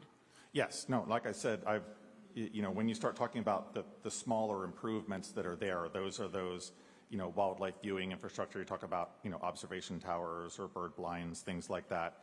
Canoe launches, new canoe launches, paddle trail signage, those kinds of things. So when you get out to the park, there's a resource there. There's access. Access is an important part, because we need to be able to provide that access for our tourists. So there's minor infrastructure in this one, but it's more about amenitizing the specific needs of the tourist. The second one is more about lake and river restoration, so putting the ecology into its most presentable form. Okay, and then so to piggyback on that, it seems like this one that's more the softer side is the bigger request than the physical capital improvement seems to be the smaller request. Can you help explain that? Because it seems like it should have been flip-flopped in my kickoff. It's like, let's get some more physical improvements and then, we have more to show off. Yeah, correct. Actually, if a little different than what's on there, in our presentations, it's essentially the same for each one. So it's $5 million per year for 10 years or $10 million per year for 10 years. And so it's the same for both projects. And then, so sorry for that confusion. Andre, followed by Sergio. Thank you. Thank you. I'm just curious, why such a gap in the request for funds? Just in the interest of efficiency, do we need $5 million or do we need $10 million to achieve the goal here? And I'm also interested in understanding how the funds would be diversified amongst the various investment priorities. Well, I think the answer to the first question is, obviously we don't have a perfectly clear, it's not like we've got an itinerary of projects to be able to assume that. But when you start talking about $5 million a year or $10 million a year, when you look at that, the fullness of that network, as I was identifying all of those areas out there, this is a scale that we've never, been able to address in normal county government with just running our parks and others. When you start talking about amenitizing all of those network resources and adding to them, that's really where we're assuming that scale up. But we don't have. It's not like I have a specific or done some specific accounting to come up with exactly the right kinds of funding. I think that we have the ability to spend that funding with the vast array of projects that are out there. There's a lot of opportunity out there, as you saw. All those different paths and trails and parks. And when you start talking about the width and breadth of our lakes and river systems, there's enormous opportunity out there. Sergio, followed by Pete Clark, followed by Tom Callan. Alan, thank you so much for the presentation. I think this presentation encapsulates the importance of two things. Number one, diversifying our tourism offering. So we are known across the world for having amusement, theme parks, man-made attractions. And these require huge amounts of investment. Yet we have the assets here in Orange County to have a world-class nature-based tourism destination. Now, the problem is that we're not telling the story of these assets. And so this is the importance of marketing and promotion, as I'm saying. So I want to take this opportunity to reiterate my question from before to the county staff about how much of the TDT is currently spent on tourism promotion. Because it is clear that, yes, Visit Orlando is tourism promotion, but there are other aspects of TDT-funded programs that are also tourism promotion. So is there a way for us to know what percentage of TDT is currently spent on tourism promotion? I don't have a hard number on that for you now, but I can tell you it's well below the 40%. Given how much we collect in TDT annually, it's well below that number. Would it be possible to get like a written breakdown of which items are accounted for in this less than 40%? So that number is going to be a little bit hard to give you as a static number because that number fluctuates each year. Keep in mind that the county has multiple grant programs, and each year we may have different awards. That number is going to go up and down, but it has historically been well below the 40%. But if we don't really have a good handle on this number, how do we know that it's truly below 40%? Because county staff has told you it's below 40% based on the numbers we're getting from the comptroller's office. And reminder, this committee is not being asked to look at dollar figures. You're being asked to look at projects to recommend to the board. I understand that, but it seems that our hands are tied in what types of projects we can look at because of this 40% threshold. Yet we don't really have good information to tell us how far we are from the 40%. You know, could we perhaps as a committee make a recommendation to take that spending to 40%? I mean, I think that's allowable, but we just don't know what that would entail. So you have 24 applications that came in. If you want more of them, we could probably, see if we have another window to do that. But in terms of making a recommendation to the board on the 40%, you can certainly include that as part of your recommendation. But I believe what the mayor has tasked you all with is to make recommendations on the projects in front of you that comply with the TDT statute as it's currently written. And so, again, some of these projects are promotion and marketing projects. And so the question comes back, would that take us closer to the 40%? And if so, how much closer, how much farther do we have to go? Well, again, anything that falls under the promotion of tourism bucket would be included towards that 40%. But that number fluctuates on an annual basis depending on what money the board has allocated. So it's not a static number, but from what I'm told from the comptroller's office and our fiscal folks, we've never gotten near the 40%. Visit Orlando is typically the largest portion of that, and again, that's at 30% in their contract, less the money that's being allocated to ARC right now and the Sports Incentive Committee. But the ARC and the Sports Incentive Could Committee... we hold off on that, because I'm going to give you a break in just a couple minutes, and maybe you and Whitney could discuss that further. Let's hear, Roseanne can talk to you, Sergio. Let's hear from Pete Clark, and then I'm going to ask Tom Callan if he can hold off until after a 10-minute break, and we'll come back. Pete? So I'm between that and the break, but a couple comments. One, I think this is the first opportunity in the cities that Tina and I represent, the very small cities in South Orange County. I hope we can apply for these type of grants, for ecotourism grants, because we have the beautiful, chain of lakes, Conway Chain. It also includes Gatlin. The other question I have, was any thought given to the private lakes? Cypress Grove Park is on Lake Jasmine, which is a great, there are world champion wakeboarders live on that lake. So if you look at tying in Pioneer Days to an event that would include some water activities, we could probably generate more and more people coming in, but I just want to know, would private lakes be considered?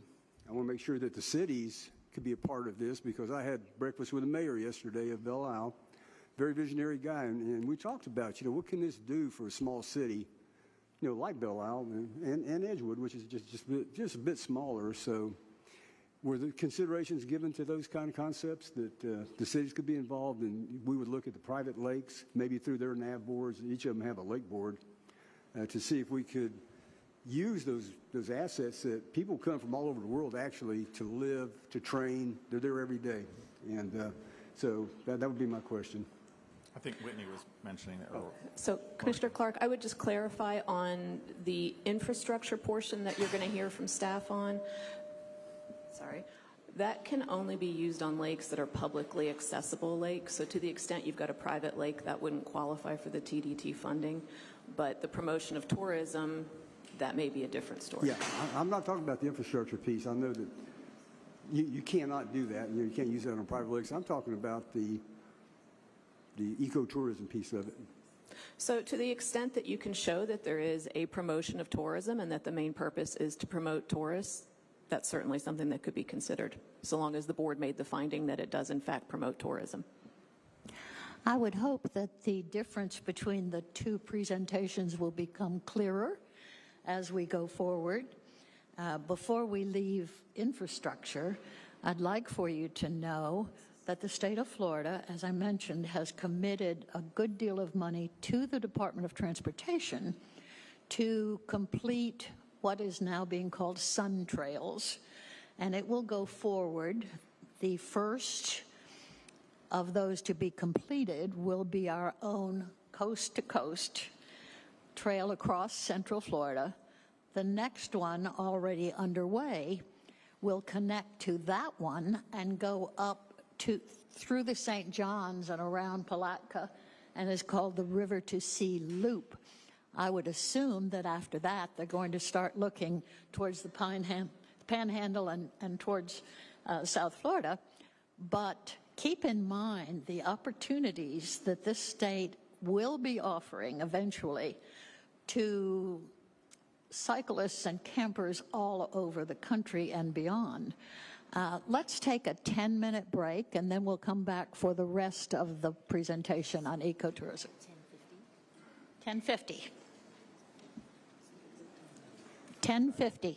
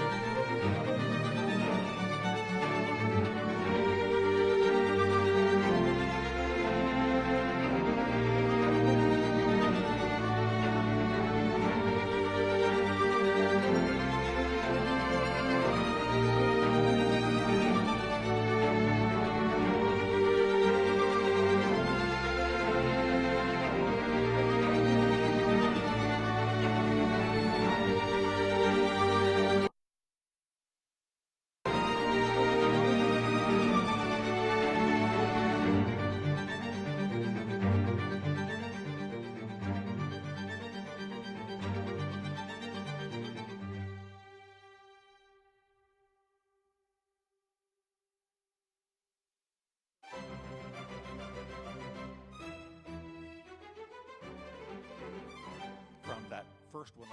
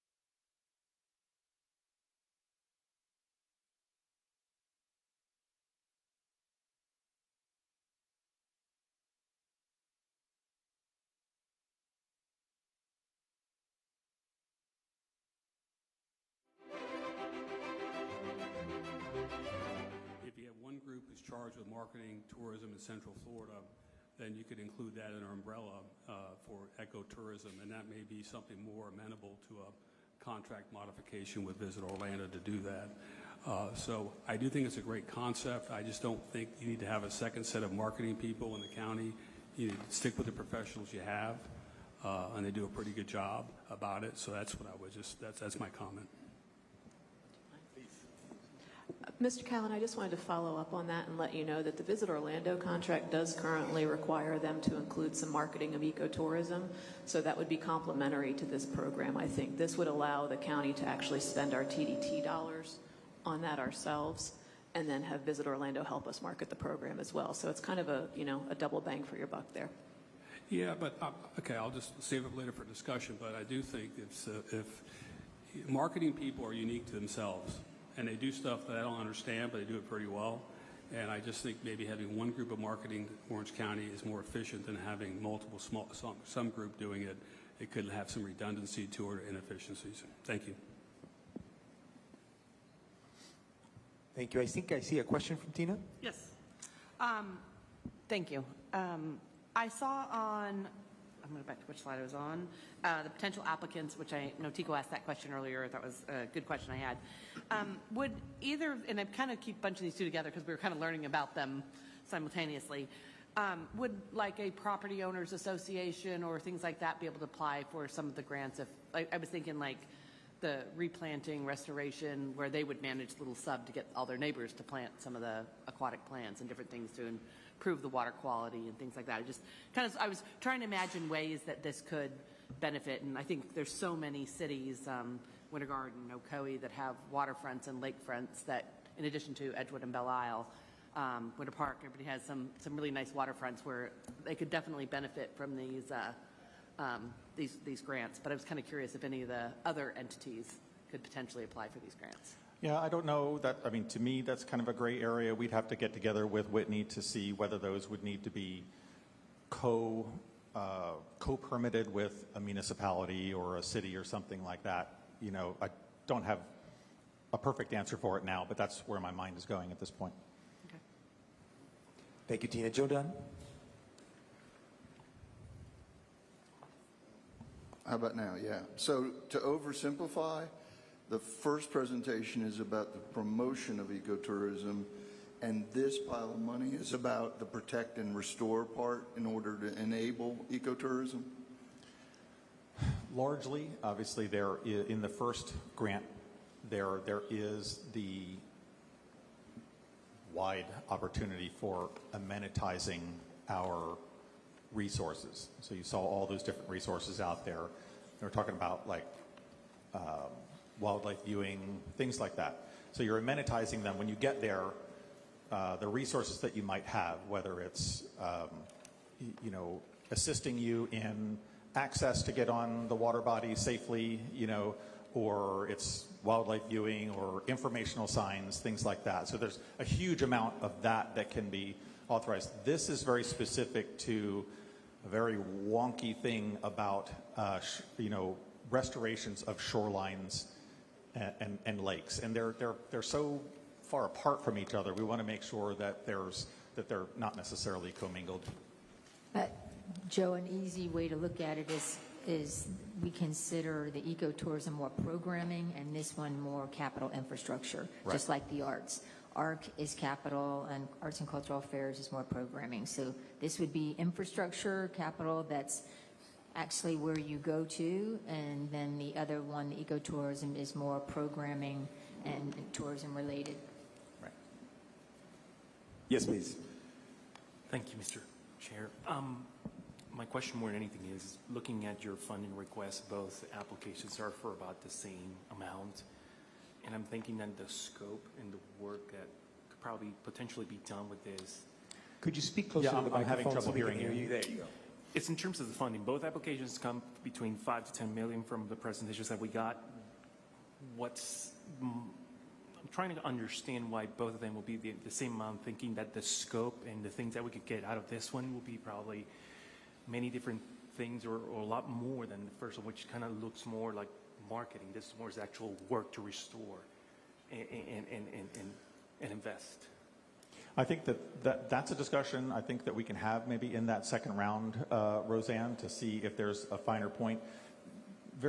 I think that you've got a situation where you have the enormity of the everything factor of the first grant, where you're talking about a lot of different opportunities. These are narrower opportunities, but they are more expensive.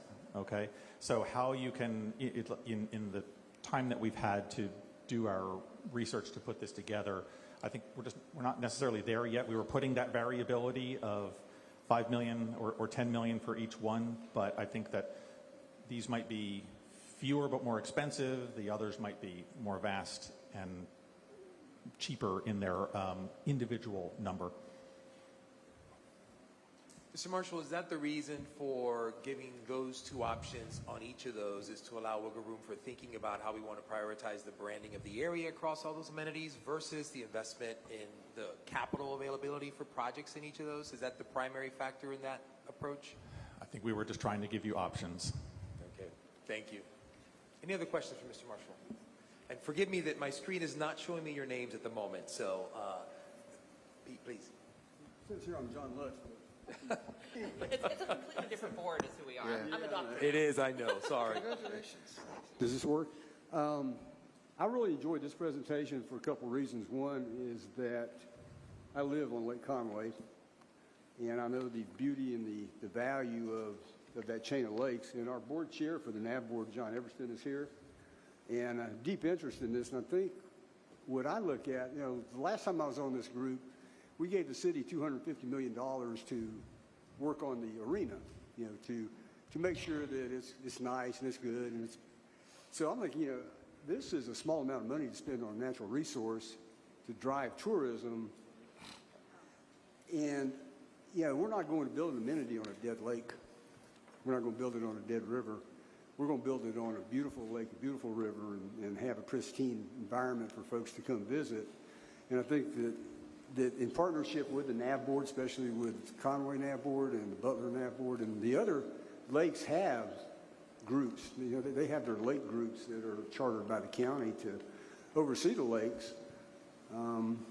That I think this is kind of exciting that we can partner with, like with our NAV board. They have projects on the books out for 5 or 6 years that may not get where we need to be, but this could certainly help them get there, and that could be the same with Windermere, because these are precious resources, and I'm just very excited that this was thought of. I think you guys did a great job bringing both of these to us, and I'm going to certainly give them due consideration, but thank you.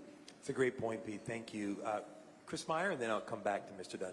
Yeah, thank you, Mr. Chairman. It's working. A quick question more for staff. If we were to recommend maybe insufficient funding for what their ask is this the type of program that they could bring forward under the ARC in the $2 to $15 million range if it's a project-specific type of ask? So ARC is generally focused more on the arts and cultural, but it is a capital program, so maybe. I don't think we've looked at it through that angle, so that's something we'd have to think about.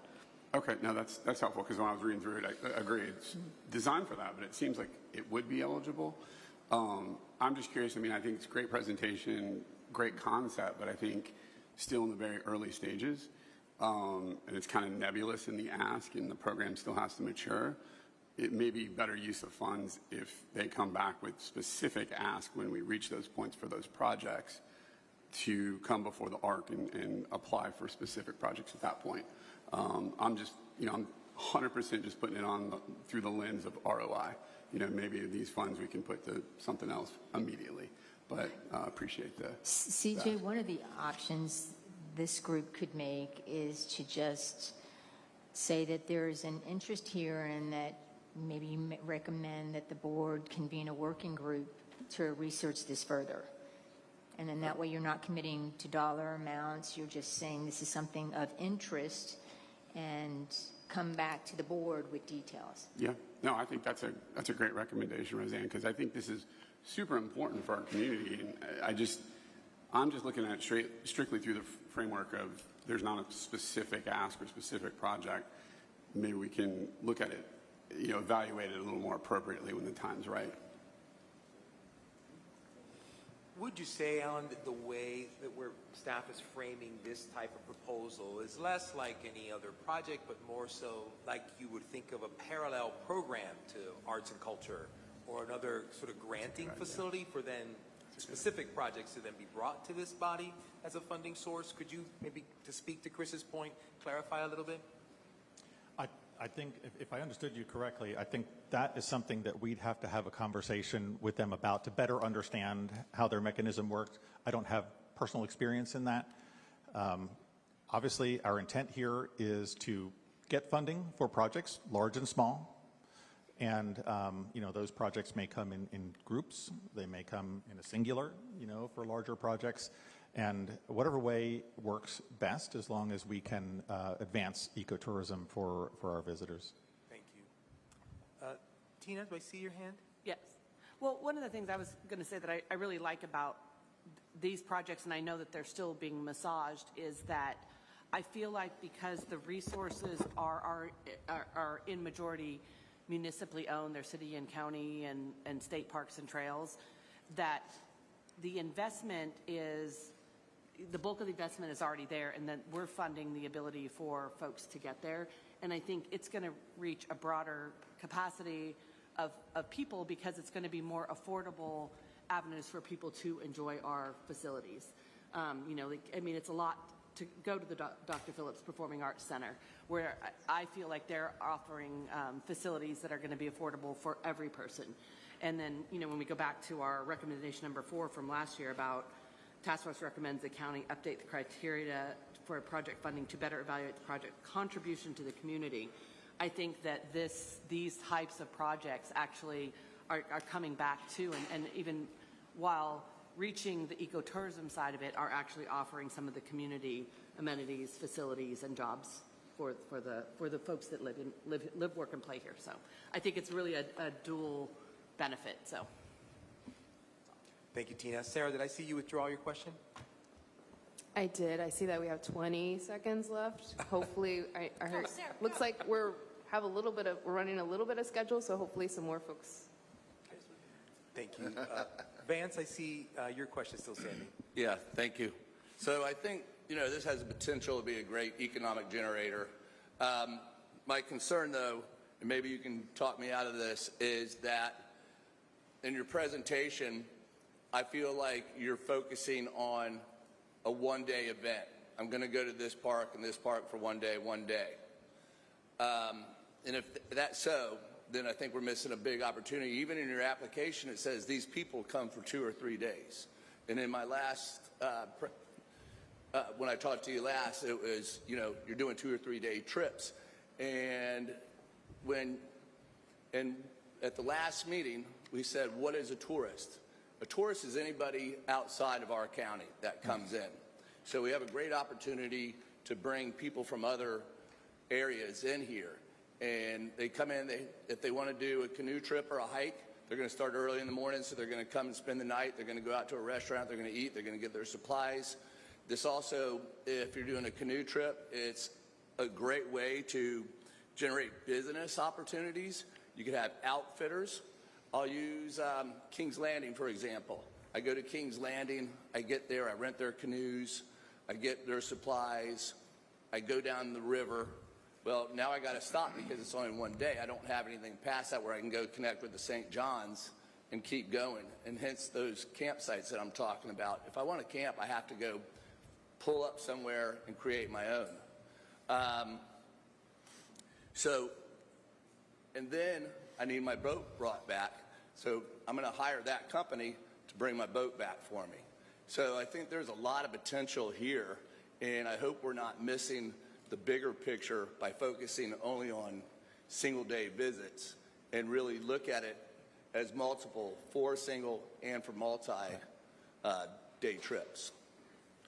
Yep, that is not lost on us, I can tell you, that desire for those prolonged visits. And again, I think that's what you achieve if you start to interconnect what to most people are disconnected resource and the marketing piece of it as well. So if you provide that opportunity, for a 2 to 3 day series of activities, more people are going to take advantage of it. Tell them it's out there, help them through, that. Just like you said, the assistance that you might need going from one recreational opportunity to the next. And so that's how you interconnect it. That's that web we're talking about, that network, and then marketing it appropriately.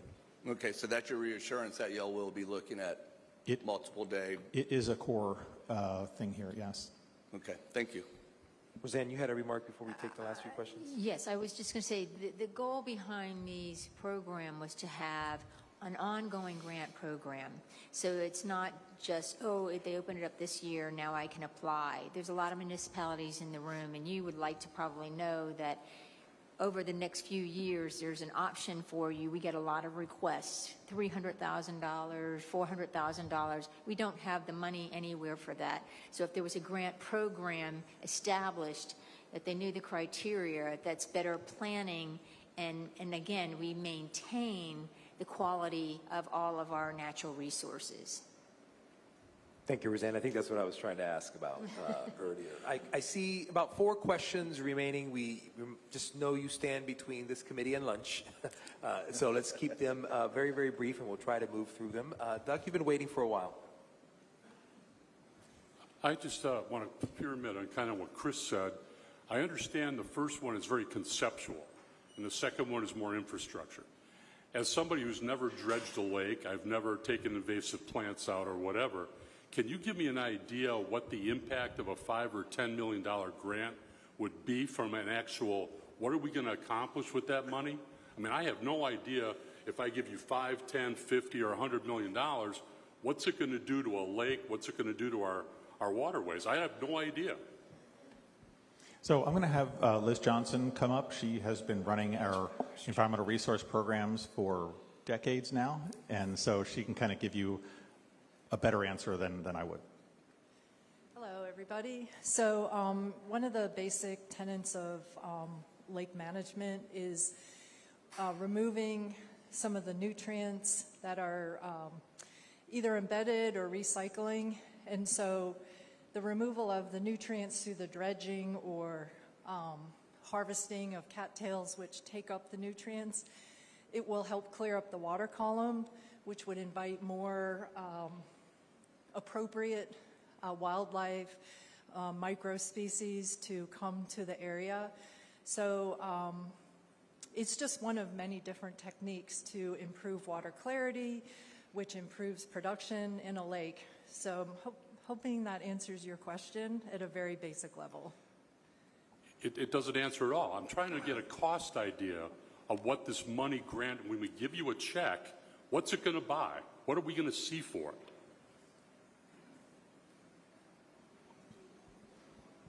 Yeah. So a good I know that, Joe, you're chomping at the bit to answer. Joe, feel free to chime in on that if you want to give a frame of what to that question. You really want me to answer the question? Awesome. So, for example, if you were going to dredge near a boat ramp, I'm sorry, I couldn't resist. If you were going to dredge a lake and say you were going to dredge 60 acres of muck and create an area for natural vegetation to occur, it would cost roughly between $10 and $15 million. So typically you would go get some state funding and some county funding and some municipal funding, and everybody would throw it in to the pot. So a typical grant would probably be somewhere between $3 and $5 million. Is that fair? Yeah, thank you. It does give a sense of scope. If you approve this as an ongoing program, how much could you get done any given year? Thank you. Ella Wood, I'll have you ask next. I'll come back to Kimberly, and then we'll finish with this side of the table. Thank you. I love the vision behind this project, despite the use of ChatGPT. Just one slide, only one slide. I'm wondering, we're all making a lot of connections between these two parts of the program, and I had a brief comment about that seems important, and it seems like we need, if we're going to commit to building out this kind of plan, we need a dedicated process, dedicated source, to Tina's point, dedicated standards specific to these projects. It seems like there's a real risk in rolling this into existing Visit Orlando contracts, especially given the parallels to ARC, and I know Vicki's answer to a question about advertising there was that there are gaps in Visit Orlando does not directly advertise specific arts groups. There are gaps in promotion of local groups, and I think we would leave similar gaps in how we promote and how we make sure that our promotion dollars are going toward projects that the county is putting real resources into. But it also made me wonder, with the two parts of these projects, how important is it that there's overlap between those? Are there risks to driving tourism toward projects where we're not doing this kind of lake restoration, preservation work? And are the advisory committees the same committee? Are they separate committees? And do we need to make sure these projects are connected? I don't know that there would be two advisory committees. It would probably be one, but they would be reviewing them under a set of guidelines that we will create, kind of create the guardrails, the appropriate, review criteria. I think that one thing I was thinking about was just to go back in my presentation, kind of here. This is what we're trying to achieve. Okay, where these kinds of opportunities in the areas where we have, or where we're trying to funnel and trying to incentivize visitor access to, that we achieve the right level of satisfaction and hopefully awe, when they get there. And you can only do that by these, much more complex and costly restorations, that take some time. We have, these applications will come to the county for these projects, similar to the ones we review otherwise. But this is what we're responding to. Thank you. Kimberly? Thank you. Kim Bukite here. And at the risk of saying something that might be a bit unpopular, I'm going to open my mouth anyway. But we've been cautioned several times already in our work here at how narrow the statute is for how we can spend this money. And I'm a little bit concerned that the language that I was hearing about amenities and things like that, I don't see how that fits the statute, the letter of the law and the statute, and some of the examples that we were given in how to evaluate these projects. So what I want to call attention to right here is the need for possible revisions to this statute to make it more flexible in how we can spend these monies. Because I think these projects, if philosophically, I am all for these projects. If it wasn't for the rules of the road that we've been given, I would put a lot of money in environmental projects.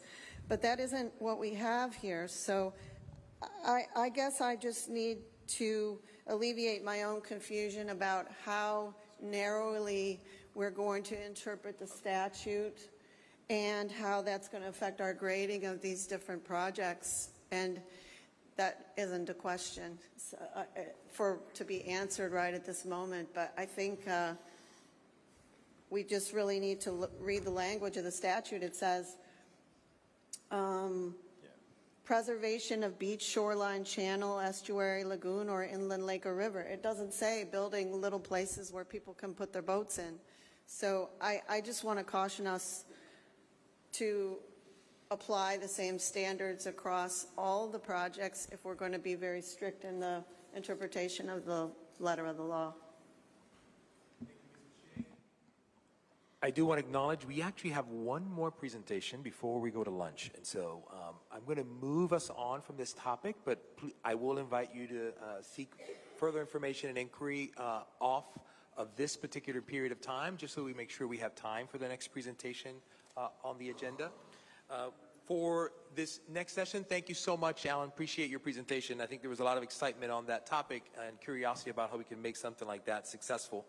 We'll begin this next session with Matt Repchak, Chief Marketing Officer, Florida Citrus Sports, and Brent Nelson, Executive Vice President of Business Development and Sports Tourism at the Greater Orlando Sports Commission, to present the Greater Orlando Sports Commission Major Events Fund. Thank you, Mr. Repchak. Mr. Nelson, please take it away. Thank you, Mr. Chair. Eddie took care of the intro, so I won't bother to mention that, but when our presentation is ready, we can go ahead and get started. Before we get to our slide to support, I'll just say that the Major Events Fund that we're requesting is essentially requesting that there be a source, a budget put against existing process. We're talking about something that can be handled within the existing Sports Incentive Committee process. So what we're asking for is essentially a source that can leverage the existing resources. To borrow a phrase from Mr. Callan, let's stick with the professionals that we have, use the opportunity we have through the existing citizen-included Sports Incentive Committee, and manage through Visit Orlando and Orange County staff. Yeah.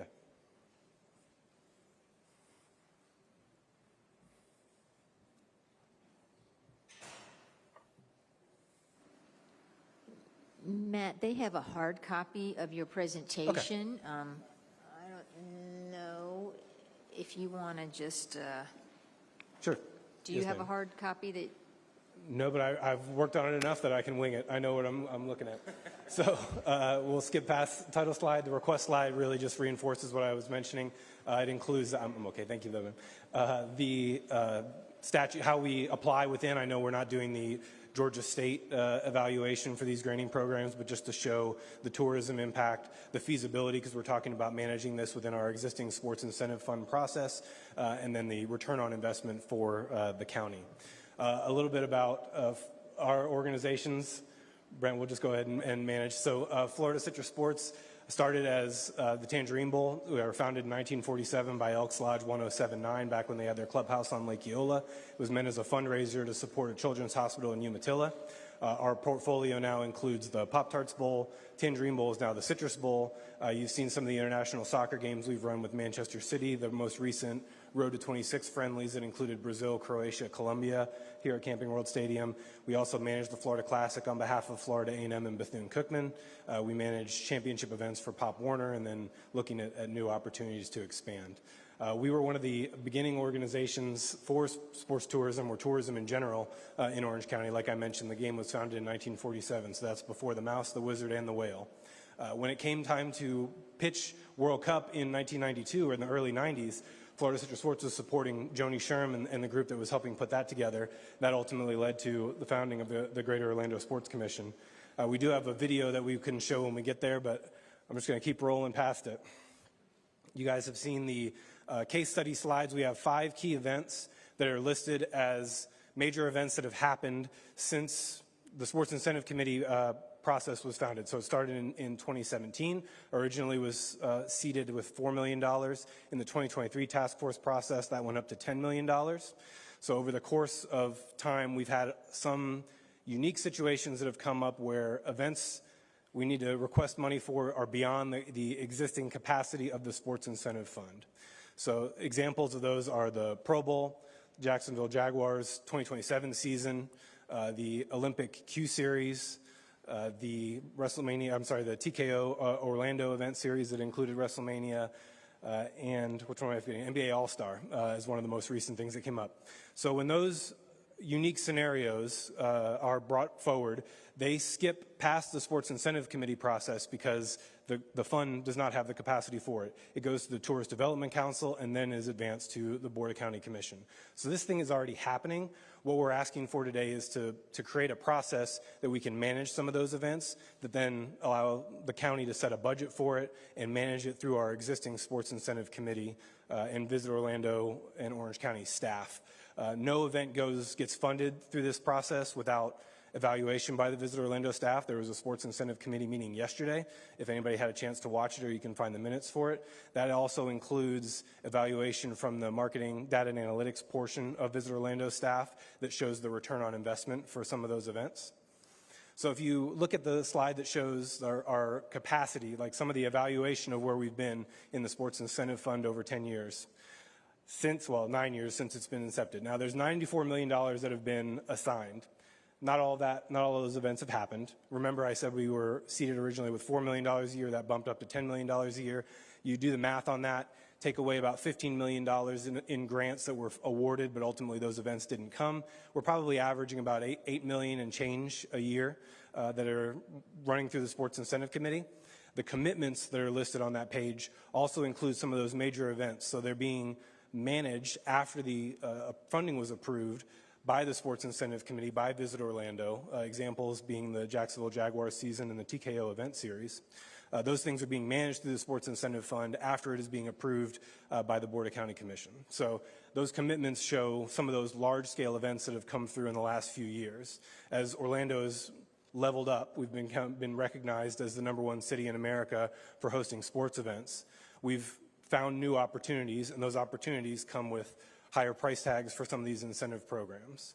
That's also been, I guess, a case of markets improving. There are other cities that are out there competing for the events that we're pursuing, right? And so the price tag goes up. Some of the promoters are seeking different monies, and so trying to stay competitive within the existing market that we've been able to be active in since before the 90s.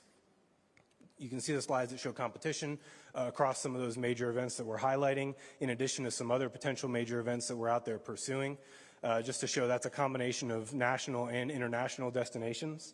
So the market is just getting wider, and there's a lot of pursuit out there. I'll highlight even the WrestleMania. It was originally, I believe, theorized to be in New Orleans this past year, and it repeated going to Vegas, the amount of investment that Vegas was putting in to try and pursue that event. So that's something key to look at.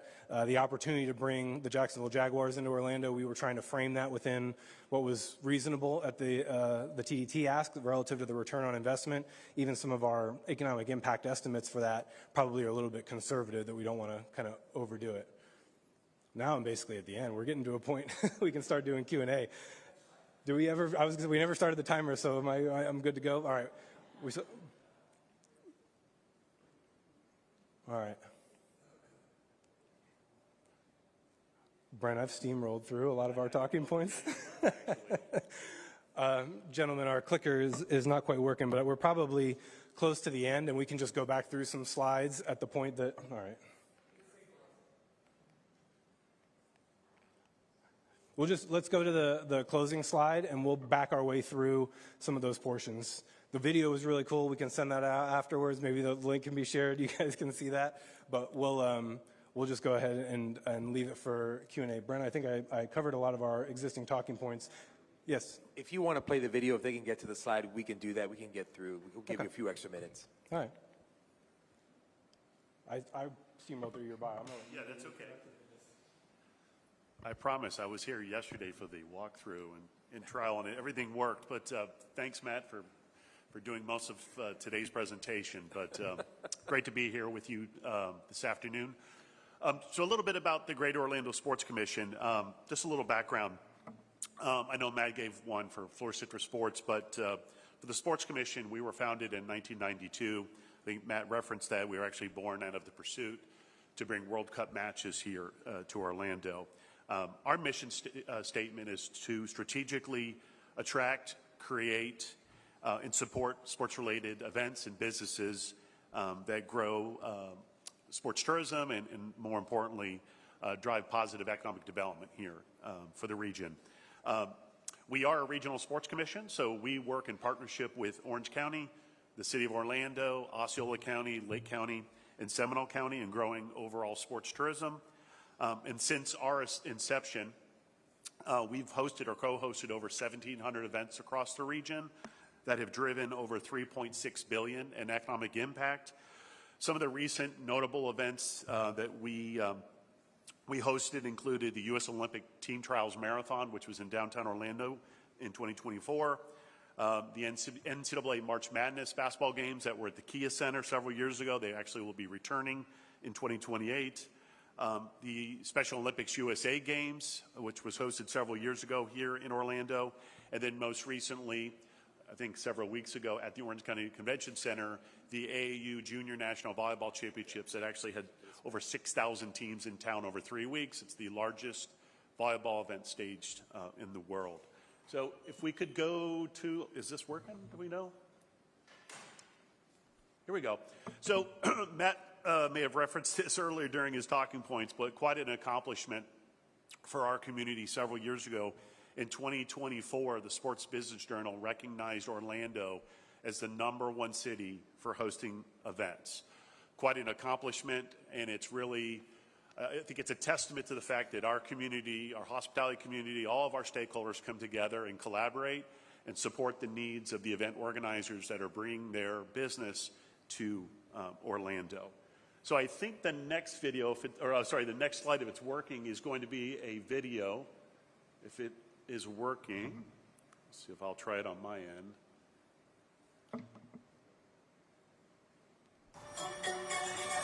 And I'll provide some context after it finishes.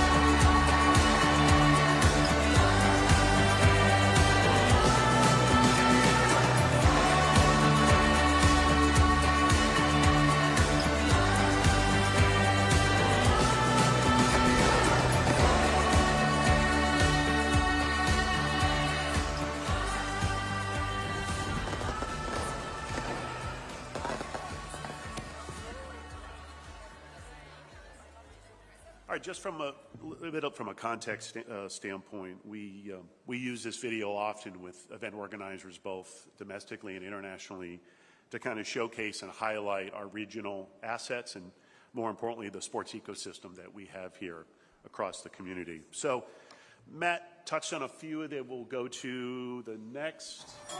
Nope. Maybe I did. There we go. So again, I think Matt may have touched on several of these slides during his comments, but I'll go through these briefly.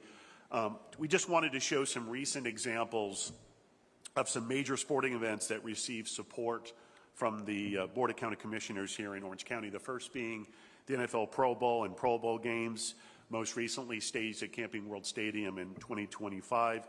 You can see the positive impact it had on the community from a visitation room night, an economic impact standpoint.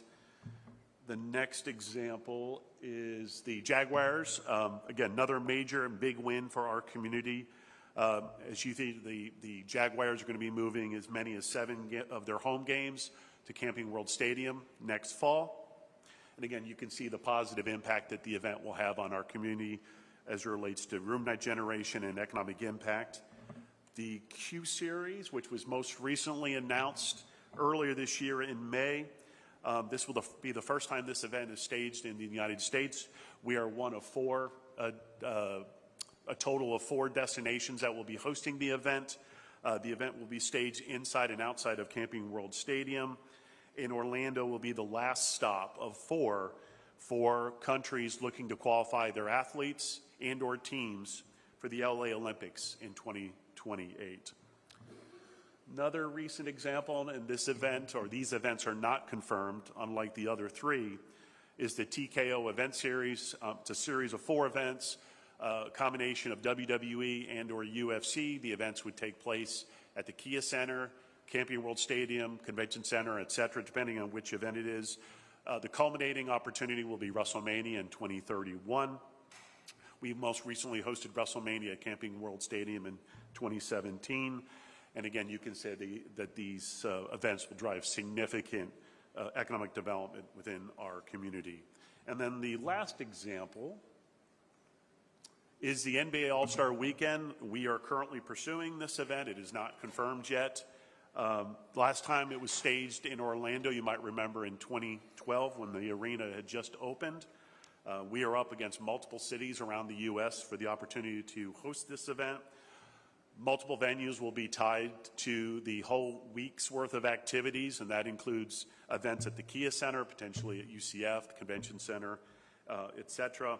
And like the other 4 events, slides I should say, this event will not only drive visitation to Orlando, room night generation and economic development, but also cast a positive light, not only domestically but internationally, on Orlando being the premier sports city for hosting events. So I'm going to kick it back over to Matt so he can wrap up our presentation today.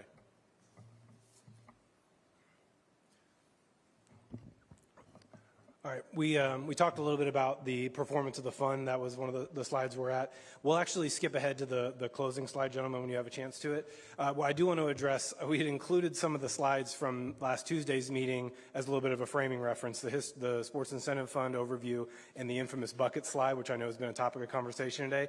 That slide was just included to kind of show where the Sports Incentive Fund currently sits within it. It's not a request relative to priority that we're asking for. All we're trying to show today is the value of this fund as a potential use of the unallocated TDT. Position funding, all that will be subject to Orange County Board of County Commissioners and staff. So once again, we're asking for a dedicated resource that the Sports Incentive Committee, the existing structure, can use to evaluate those large-scale events that have significant economic impact and exposure and require incentive payments that would otherwise exhaust the existing Sports Incentive Fund. So with that, we'll open it up to question and answer. Great job overcoming obstacles, gentlemen. Let's open up the floor for questions. Mr. Meyer, I see your hand. Thank you, Mr. Chairman. Great presentation, and as one of the actual 4 Jacksonville Jaguars fans in Orlando, I thank you. You'll be ready. I'm getting my tickets next year for sure. quick question, though. I was wondering if you could clarify a little bit between Florida Citrus Sports and Greater Orlando Sports Commission. The way I'm visioning it is basically everything inside the stadium is Florida Citrus Sports and everything outside is Greater Sport. Or am I oversimplifying that? Yeah, it's a gray line, I would say, and part of the reason, as Brent touched on, that we've been so successful as a community is the collaboration between not just our organizations, but Orange County, Visit Orlando, City of Orlando. So where FCS has a core portfolio of businesses, but not all of those are things that we own, right? We manage the Florida Classic on behalf of the schools that own that one. We manage Pop Warner's championship events. We've been the partner for the NFL. We'll be a partner for the Jaguars locally. But there are you see that there's not a huge difference of those 5 events that we showcased. Any one of them could come from either of us. It's just the nature of the scale of events that we're able to pursue for this community. I think there's a justification for both organizations. We're here asking for this because we're the most prolific 2 requesters of the Sports Incentive Fund, but we are not the only. That fund attributes to the Cure Bowl, the Pride Cup, Bay Hill, I believe, Arnold Palmer Invitational. So it funds others. We're just the most regular. Yesterday, the applications that went in front of the Sports Incentive Committee were presented by Greater Orlando Sports Commission and Florida Citrus Sports. So that's... Okay, thank you for that. And one quick follow-up question. During the last task force, did you all make a request at that time, or is this the initial time that we've kind of proposed this? The 2023 process elevated the existing Sports Incentive Fund pool from $4 million a year to $10 million a year. This is we're not asking to necessarily increase the Sports Incentive Fund. Should this task force, Orange County, decide that's the best approach, we'll leave that in their hands.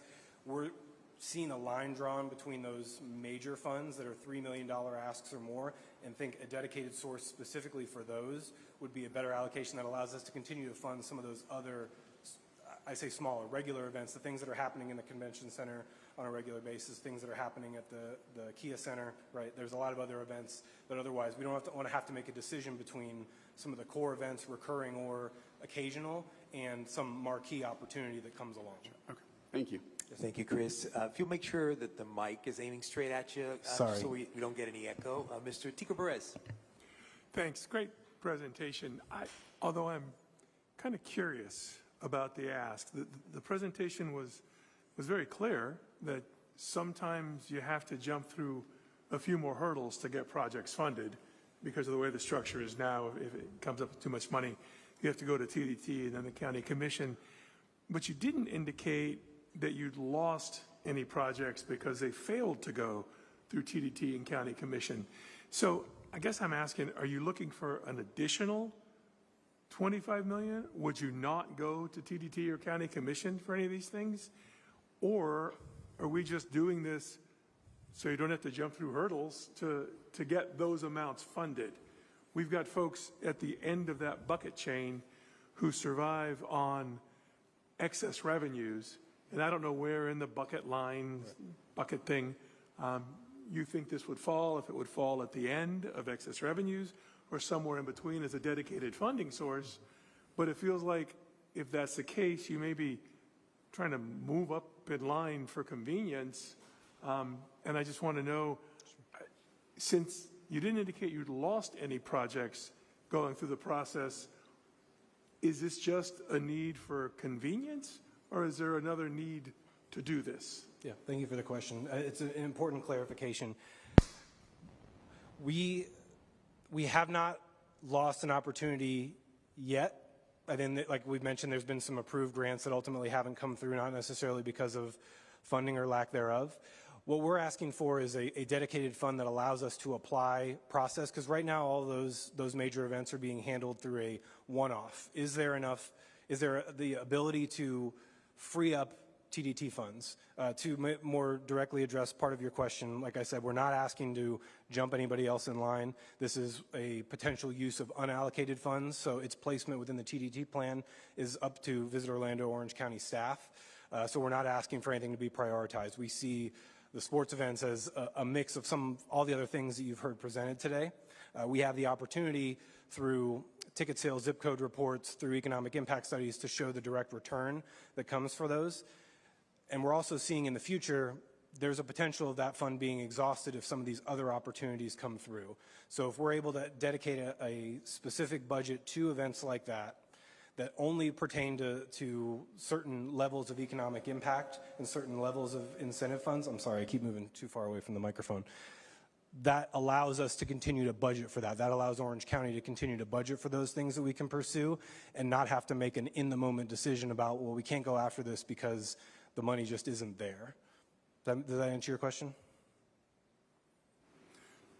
Sort of. I Okay. mean, in my mind, it still feels like this is just for convenience and not having to jump through all the hurdles to get that money in other directions. I understand that you don't like the one-of process. I totally get that approach. But still a little, it just feels like we're trying, we haven't lost any yet. TDT and County Commission understand the huge, important role that these sports facilities play and the sports programs. I just, coming for separate funding, I'm not sure I still get my arms around. But should we have to keep pursuing the one-off request process, we can absolutely continue to do that. That comes with more risk, right? That comes with, do we have the ability as the Board of County Commissioners able to make the decision against it, versus a dedicated funding source that is specific to, has certain allocations, but is otherwise managed within our existing Visit Orlando and Sports Incentive Committee structures that allows us to forecast a little bit better, right? There's conversations that our organizations have with each other with Visit Orlando to say, where this hits in the budget year, we have to decide is it worth the pursuit. Okay. Thank you, Tico. Any other questions? Sergio, I see you. Thank you for your presentation. I want to thank you for the efforts that your organization is doing to bring, major high-profile sporting events to our destination. That is part of the diversification of the tourism offering in Orange County. I want to ask you a question. So in your application, you state that the eligibility of your organization to apply for TDT is because you're promoting and advertising tourism. So is this what your organization does? Are you promoting and advertising tourism? Florida Citrus Sports and the Greater Orlando Sports Commission, I think separately our event portfolios are designed to promote tourism, to drive visitation, to drive exposure for the destination. Is that your question? Okay. Thank you. Tina? Thank you. I spent many years on horseback with Orlando Police working events, and I took the opportunity to always, are you staying? Are you going to go do Disney? And I know that these events are amazing, and they bring in tourists for longer than just their event. So I commend you for that, and I've seen it firsthand. So I really think that's great. I guess my question, and maybe piggybacking on what Tico said, is, are you double dipping in the fund? If these funds are given now, will you then not ask for the other funds? I'm just trying to, we have so many people asking, and I keep saying we're waterboarding with all this information, but I just trying to understand, we've got buckets and how we're divvying them out, so. Yeah, our request was specifically structured as a separate funding source that meets certain thresholds, right, for economic impact. Think about it, to call back, and this may not be an apples-to-apples comparison, but the ARC presentation, there was a blockbuster fund. There were certain thresholds that had to be met. We're thinking similarly. Now, our numbers are a little bit different between those events, but what is the specific source that we can pursue an NBA All-Star, pursue a major opportunity like the Jacksonville Jaguars season without completely exhausting the existing sports incentive fund. So that $10 million a year is at a stretch. It was part of the conversation yesterday. The members of the Sports Incentive Committee, specifically discussed the need for that incremental resource, what we're requesting here today, because they have to make some difficult decisions about what can and cannot be funded across each fiscal year. Thank you, Tina. I see Chris Meyer. Yeah, thank you, Mr. Chairman. Just one quick question. Curious, the existence of this proposed fund, would this have helped us at all, at any level, in the pursuit of the World Cup? It's an easy yes. Yeah, this is the exact kind of event that this fund would have pursued, right? World Cup opportunities. Without looking at the evaluation process of the destination, having something that is focused on those large-scale, large economic impact driving events, it's huge. Did Miami have something similar to this, and that's part of what led into them beating us out? I'm just kind of thinking on that. Wouldn't necessarily want to speak to FIFA's decision-making process in it, but when you pull up the competition slides where you can see what's in front of you, those destinations, both nationally and internationally, are all pursuing similar mixes of incentive programs, some at the state level, some at the local level. Thank you. Thank you, Chris. Tom, I see you. Thank you. Question I have is kind of a basic question. So I guess when you talk about the ask, which are the various components you list here, that would be money that would be used to pay people to a payment made to these various entities to attract them to come to Orlando? Is that the idea of the ask? Or is this overhead? What is Oh, not overhead. It's incentive, usually used for bid fees, marketing costs, the things that are existing within the sports incentive fund structure. That's the type of opportunities we'd be seeking for. Okay, so the ask would that include your costs as part of this, as well as a fee that they would charge? Or There are very specific uses within the sports incentive fund. We would ask that this major events fund be governed in the same manner, like fall through the existing structure of the sports incentive committee. And so there's very specific not statutes, I could use that word, but rules around how we can use the funds that are granted through that program. Thank you. Yes, sir.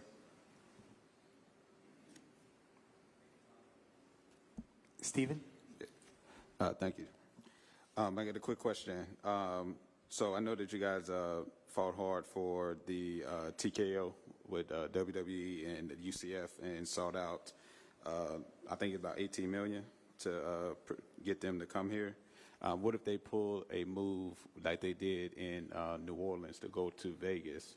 Where would that money go to if we were to give you guys that money? Any event that doesn't come here that money goes back into the pool, right? When I mentioned that $94 million that had been allocated over 9 years includes about 15 that those events were not ultimately awarded for one reason or another. That money goes back into the sports incentive fund. So in this case, same thing. If an event doesn't come here, that money is returned because it has very specific uses. So if you don't have the event, you don't have those uses. Yeah, that makes sense. All right. Thank you. If there aren't any other questions, we'll take this as our last question. Thank you. Speaking of the World Cup, didn't the World Cup just have a really underwhelming economic impact that fell short of a lot of projections? Should that leave us concerned about the value of these one-off events, or is that wrong?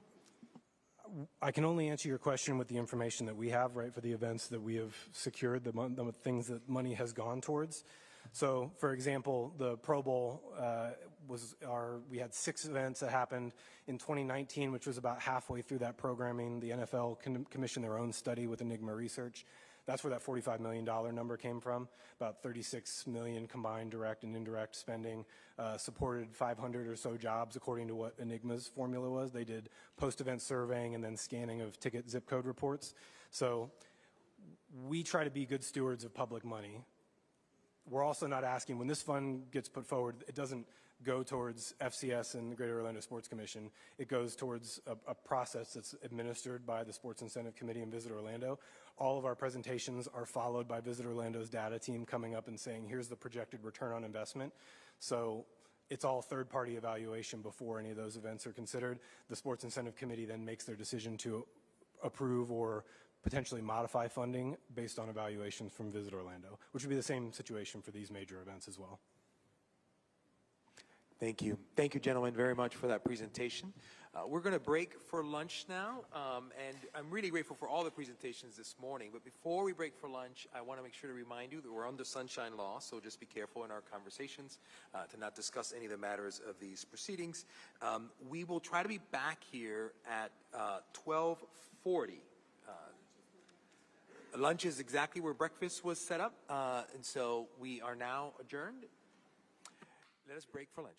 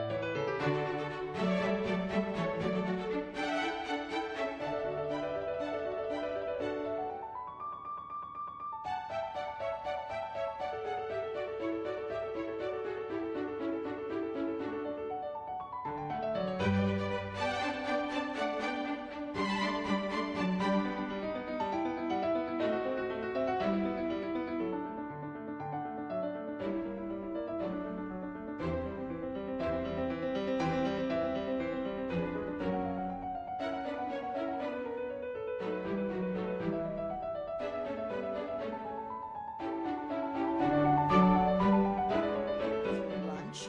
I think maybe tomorrow I'm going to beg for 45 minutes instead of 30. That might help all of us get a few bites in. But we have some more work to do this afternoon, and we will conclude our formal presentations with Mr. Mark Tester, who is, of course, the Executive Director of the Orange County Convention Center, and he will present on their request to the TDT. Mr. Tester? Thank you. Thank you. Maybe not the best, but certainly the biggest as you'd see today, certainly the request. So get right into it. Good afternoon, Mayor Chapin, Co-Chair Morton, and members of the task force. On behalf of nearly the 500 full-time employees at the Orange County Convention Center, it's really my honor to present today and so appreciate your support and commitment to the prosperity of Orange County. So we call ourselves the Center of Hospitality, and our mission is economic development. By hosting conventions, trade shows, sporting events, corporate events, and more, the OCCC stimulates and infuses a local economy with new money and expanding business opportunity through our world-class facilities and innovative services. In this fiscal year, we'll host 185 events, bringing 2.3 million in attendees that total a whopping $5 billion in economic impact to the community. By doing some quick math, that would equate to 3.5 events, 44,000 attendees, and $96 million in economic impact per week, every week of the year. The $5 billion economic impact figure represents both direct and indirect economic impact to the region. Every 5 years, we hire a third party to prepare a report on our economic and fiscal impact to the county. In 2023, PFM, the nation's leading independent municipal financial advisor, prepared the study on our behalf. The OCC proudly led the convention industry in COVID-19 recovery, and as you can see, we came roaring back. Our business is bigger and better than ever, setting records in attendance, economic impact, and revenue generated through our facilities in each of the last 3 fiscal years. Conventions and trade shows, which are about 40% of our total events, are healthy. The most important events, like we are today, are done face-to-face. Attendees indicate that commerce, searching to find new products and services, networking and learning, all wrapped together with an experience are the top 3 reasons why people want and need to attend an industry convention. Amateur athletics continue to grow and continue to exceed our expectations. Lifestyle events like MegaCon and Holiday Matsuri have shown that people will go to great lengths to follow their passions. Our events generate exceptional visitor counts, multi-hotel room blocks, and high food and beverage. Additional, our events draw significant international attendees, which promote their events to their industry all around the world. Bottom line, our industry is healthy, and the business of the Orange County Convention Center has never been healthy, stronger, and more robust. The journey of Projects 5A and 5B began over 11 years ago when the Board of County Commissioners approved the Convention Center Master Plan. The Master Plan, which included significant local industry and client stakeholder input, established the completion and expansion of the North-South building as a priority. The North-South building opened in 2003, and because of the hit on TDT collections due to the effects on travel by 9/11, the design was altered and significant value engineering occurred. Currently, the North-South building has no dedicated ballroom, a lack of meeting rooms, a lack of connectivity between the north and south concourses, and unlike our west building, which can host 4 to 5 events concurrently, currently the north-south is unable to host more than 2 events at any one time. Projects 5A and 5B solve those challenges. In 2019, the board took the next major step by awarding the design contract to both projects 5A and 5B to Populous CT Shoe, a joint venture, and design began on both projects. Like many other large capital projects, the expansion was paused in 2020 as the COVID-19 pandemic created significant uncertainty across the meetings and tourism industry. While the projects were put on hold, the long-term need to implement the master plan remained. In 2023, we received positive affirmation and recommendation from the TDT task force on both projects 5A and B, and ultimately the BCC approved the completion of design and construction on 5A and the design on project 5B.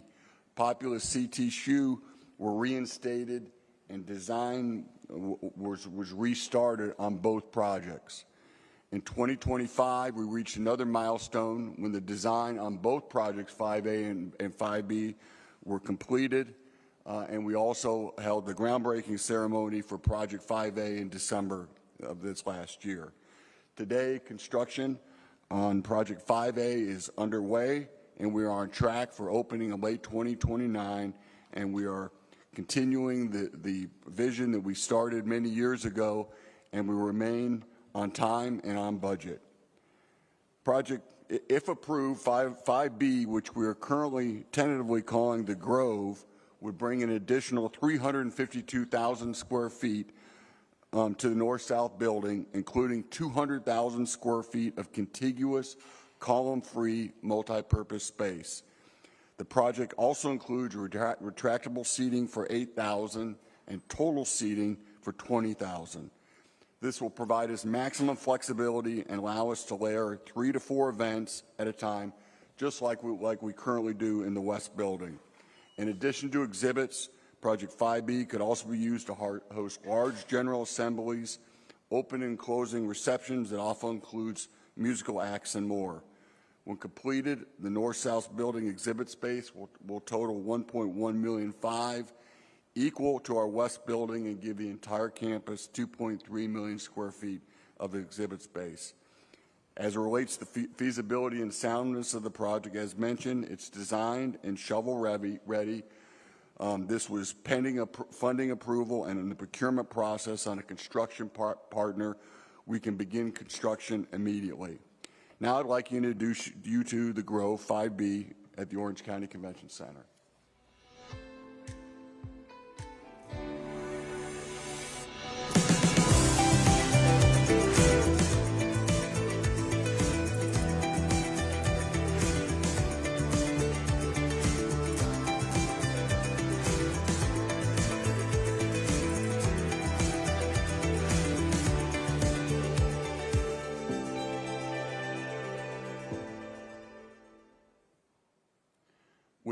With design now complete, the projected cost of the entire project is $540.8 million. This does include the approximate $17.8 already spent on design. Therefore, our requested amount is $523 million. We estimate that Project 5B will allow us to bring in conservatively an additional 150,000 attendees, which is in today's numbers translate to $380 million in economic impact for the county. This additional space will allow existing customers to expand their events and include more exhibitors and attendees, as well as allow us to accommodate other events we previously could not due to lack of exhibit space. Together, projects 5A and 5B would ultimately generate an additional 250,000 attendees annually with an additional economic impact of $634 million. This would bring our overall economic impact to $5.6 billion. The OCC is dedicated to driving economic growth and strengthening the vitality of Orange County. As a catalyst for regional economic activity, The OCC attracts a diverse portfolio of conventions, trade shows, sporting events that generate significant business opportunities and spending. This project will further enhance the Convention Center's mission by expanding its ability to host world-class events that draw visitors from around the world and will result in increased economic impact throughout the community.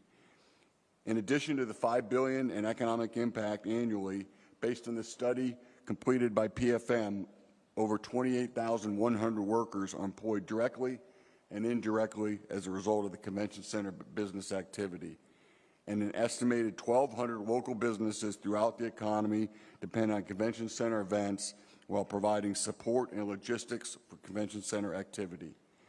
Now let's hear from a few Orange County residents on the impact the OCC has on their lives.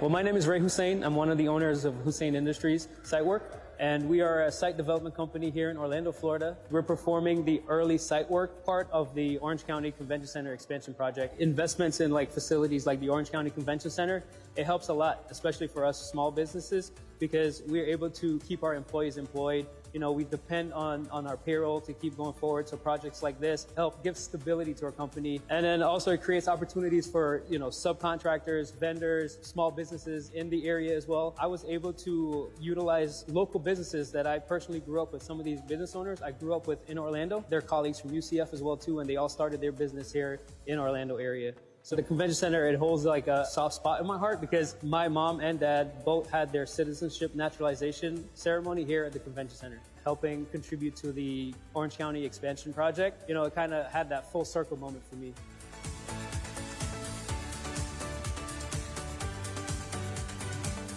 So my name's Steve Carley. I'm the general manager and district manager for our coffee shop here in Icon Park. Our main focus is just to make sure that people are happy and they enjoy their drinks. One of the things from the conventions that affects our business is just how big some of these events are. I think as an employer, if we had more conventions coming to the Orlando area, it would obviously give us the opportunity to provide jobs for people that are looking for work. My hope is that it continues to grow because it's really been amazing what's happened in the last 15 to 20 years. And it's a place that I'm very proud to call my home now.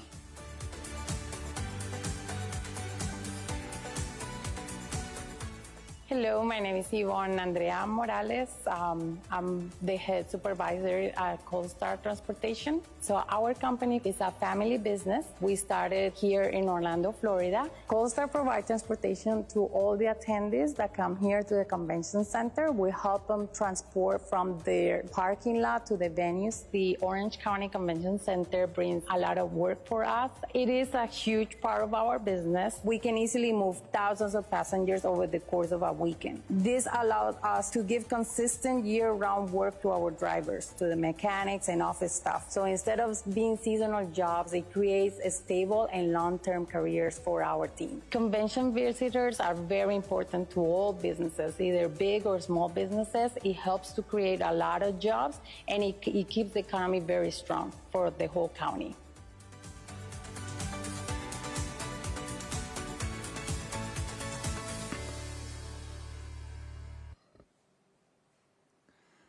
So Project 5B is estimated to create 800 construction jobs, 35 full-time Orange County Convention jobs. In addition, this project will generate hundreds of indirect employment opportunities, more hours for existing jobs, as well as spur new commercial development in the surrounding year. In addition, we plan to continue working with the awarded construction partner on developing the future construction workforce by creating meaningful career pathways, supporting small and diverse businesses, and expanding access to opportunities within the construction industry. Through strategic partnerships and education, we're committed to helping with investing in programs that strengthen both the talent pipeline and the local business community. We're currently doing similar programs as part of Project 5A. As we've shown today, the project isn't simply about adding more space, it's about expanding opportunity. Completing Project 5B gives us the ability to attract more events, larger conventions, and new business that we're unable to host today because of capacity limitations. Every event that comes to Orange County Convention Center supports our local economy, from hotels, restaurants, attractions, transportation providers, retailers, and hundreds of local businesses throughout the region. Just as important, this expansion creates jobs, strengthens our position as a global meetings destination, and ensures Orange County remains competitive for years to come. Our project, as mentioned, is 100% design and shovel-ready, making it feasible and guaranteeing operational and financial readiness. At the end of the day, this project is about serving this community by creating opportunity, supporting local businesses, creating jobs, and maximizing economic impact for the county. Completing 5B is more than an expansion of our facility. It's an investment in Orange County's future. It enables us to welcome more visitors, create more jobs, support more businesses, and generate even greater economic impact for the community. Thank you so much for your time and the opportunity today, and I'm ready for any questions you may have. Thank you, Mr. Tester. One of the few things I can bring to this process is some institutional memory. Now, a little known or mostly forgotten fact about the convention center is that when we first doubled the size of the original convention center, that was phase 5, we worked with the Water Management District to set up a mitigation of the wetlands that were being replaced there.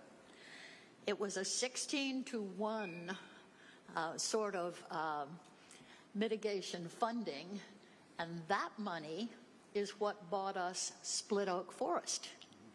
Now, I just think that's interesting. So we will now take questions from all of you. I'm sure you have some.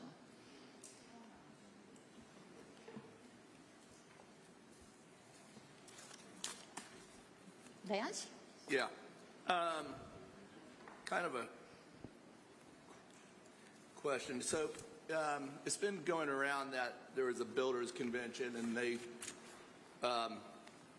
went somewhere else saying that our infrastructure needed to be improved and for other items. Do you see that an improvement in infrastructure to our streets and other items would bring in more of these groups? So first thing with that event, Las Vegas is where it went. It has 400,000 square feet of exhibit space more than us. So us, by finishing these projects, it won't give us 400,000 square feet of new exhibit space, but it will give us 200, and then and 5A has 100,000 square foot ballroom. So this would help us host bigger events like that.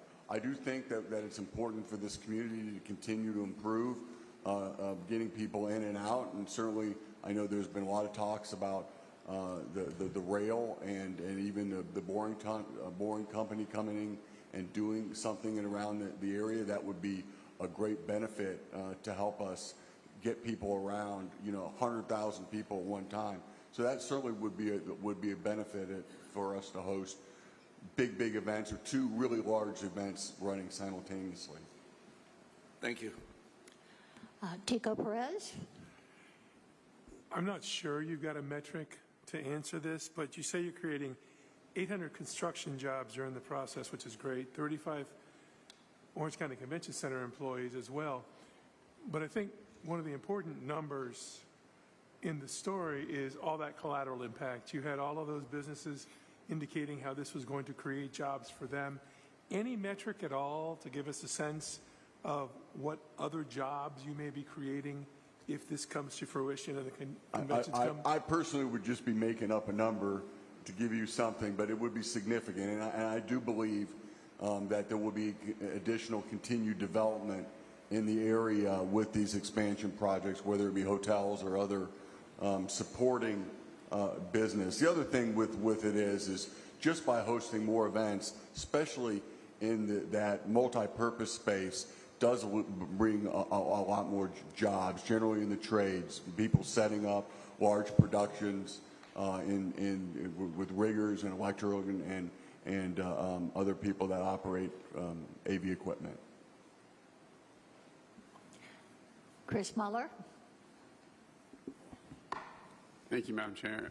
Yeah, great presentation. Quick question on your slide 11. it says attract more and larger events that cannot be accommodated today. Could you just give us an example of maybe what those would be, or maybe an example of something we've lost because we don't have this? Yeah, so here would be a perfect example of it now is we'll have an event that will utilize, say, 2/3 or 3/4 of the north-south building, meaning there's a good 250,000 square feet of exhibit space left. We don't have the meeting rooms, we don't have the connectivity to host them. The additional exhibit space would give us the ability to layer another event on top of that, utilizing that 2/3 that we can't utilize right now, the 200,000 square foot multi-purpose hall. That's about 450, and then the more meetings we were doing at 5A will give us the greater ability. As I said, we're unable to layer more than 2 events at any one time. The projects 5A and 5B will give us the ability to do 3 to 4. So it is doing more during that time. So that would be an example, one example of that. Okay, now I appreciate that. And just a follow-up, make sure I'm understanding this correctly. You're requesting $523 million, but the combined impact of the project would be $634 million annually? Annually, So with both 5A, A is we were under construction, and B is what we're talking about today, yes. Okay, so within Yes. the second year we'll Yes, that's exceed it. annual basis. Okay. Both, and again, that is direct and indirect impact to Gotcha. the Thank community. you.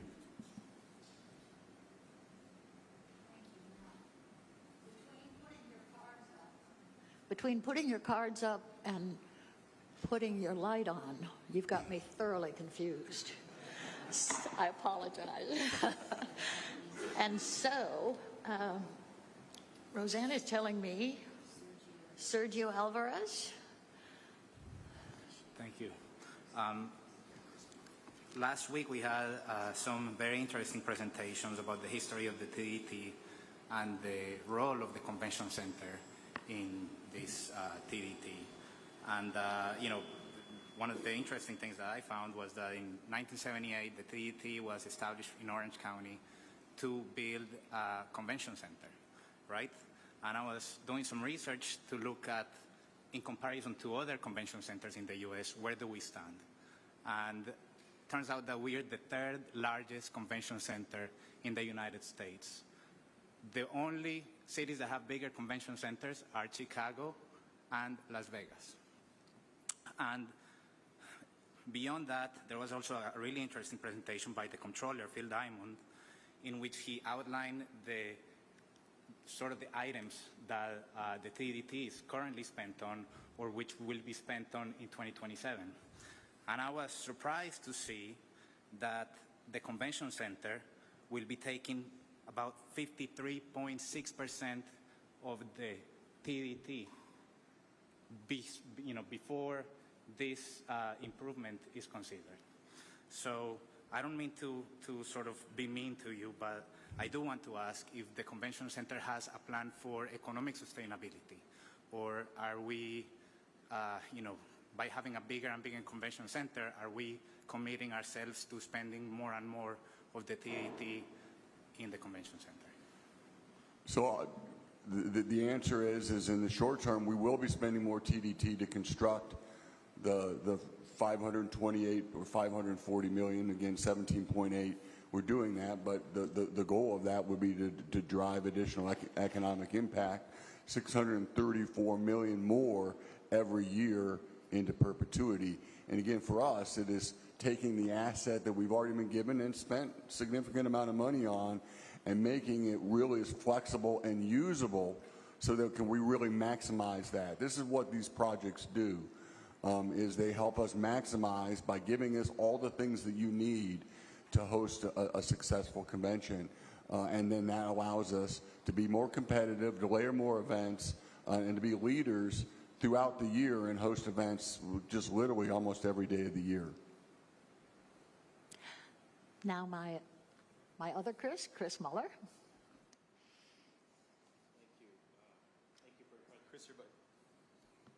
Thank you for the presentation, Mark.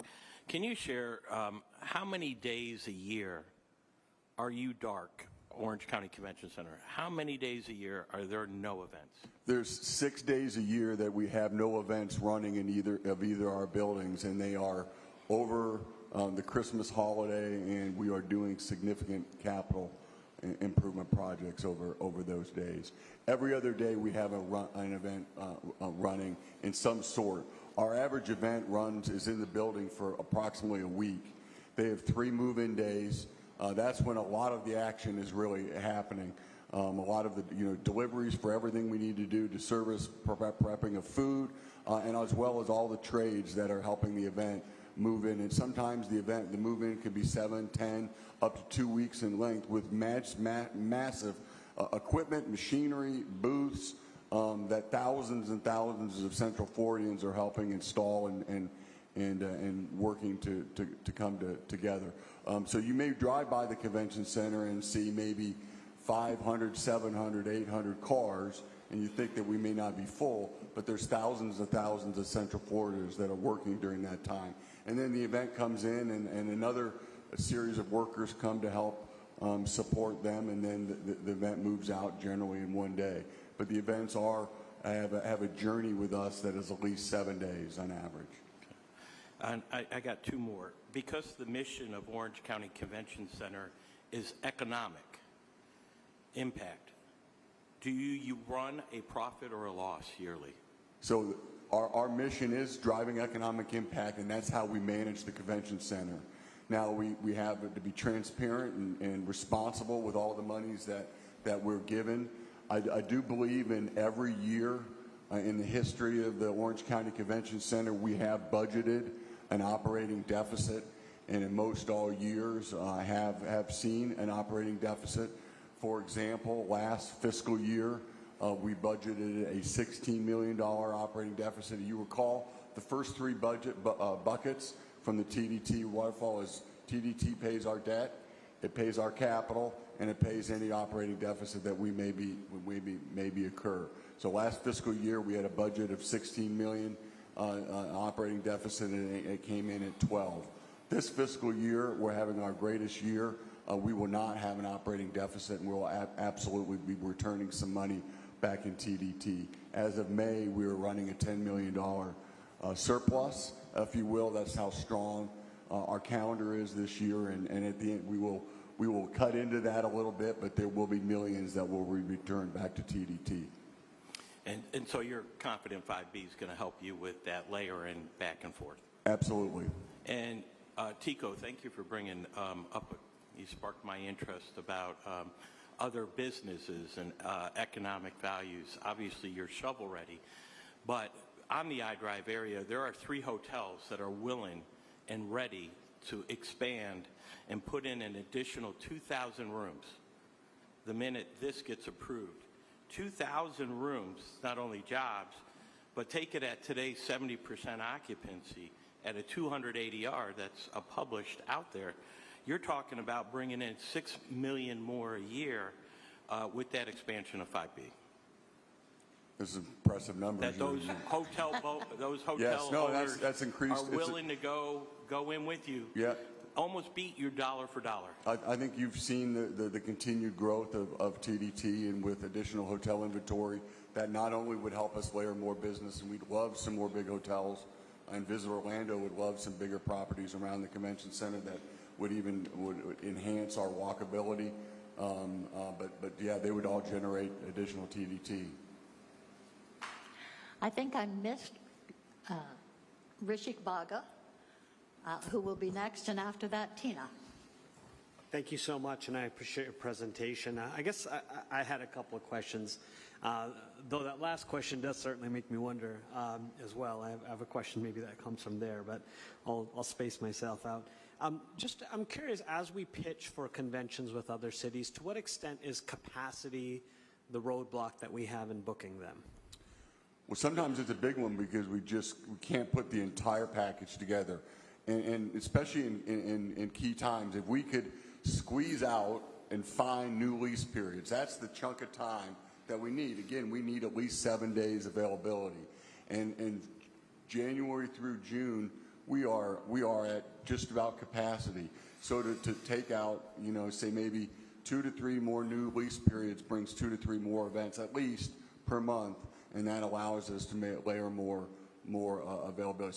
So certainly there's times when we just can't put the package together, but there's also times that hotel availability isn't there because of what we're already got going on and what they've got going on, and if continued development would just help all boats rise for sure. Thank you so much. As far as your presentation goes, and I may have missed this, I apologize in advance if I did. Is there any discussion as far as what the recurring costs would be for the new facility that would be added? So what it would affect are our annual operating budget. I don't have numbers in front of me of what that ultimately would bring. I think we've got to see that a little bit and plan when we'll be doing that with the 5A certainly soon, or what effect it will have in our budget. But obviously our budget is again, TDT pays our debt, pays our capital operating budget, and then our revenue in this particular year is exceeding expenses. So with additional business and additional food and beverage spend, additional utilities, hopefully we'll be pretty close to a wash, if you will, and so our profitability won't be, or losability, whatever the right word would be, wouldn't be any greater. Okay, thank you so much. Tina, and then Sarah. Great, thank you. Obviously, you're the epitome of what TDT is intended for, and you're doing it right. For the jobs, you've got the 35 full-time jobs, and you talked about 800 construction jobs. Were there other jobs? I know I felt like that just went really quick, and I felt like there's maybe that's kind of what Tita was talking about as well, is getting to that. Yes, there would be more indirect jobs that wouldn't work directly for us. Are there part-time or what else?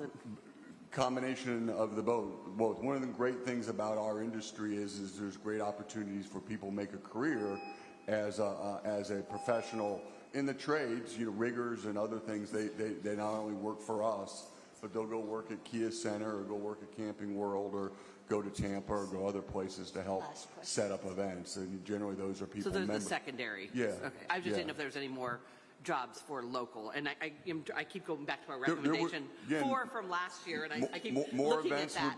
More events would be more label, more people servicing, more opportunities for restaurants and hotels, and indirectly hire more jobs by increased activity. And then it says that the only funding is the TDT, and obviously everything is that you're funded for is TDT, even your operating. What happens if this funding doesn't occur? If the TDT does not happen, or it can't cover our debt entirely, like if... Well, no, like for this specific project, does this project just go on hold for another year? Like what happens? No, it would just sit again in design, and then ultimately, if it was ever approved, put up to get up to code, and then our next step would be to go out and get a construction partner. We do not have a construction company, and we need to do that process to acquire one. We need to move on. We'll take 2 more questions. Please keep them as short as you can. First Sarah, then Commissioner Moore. Thank you. Mark, could you talk about why 5B is even an idea?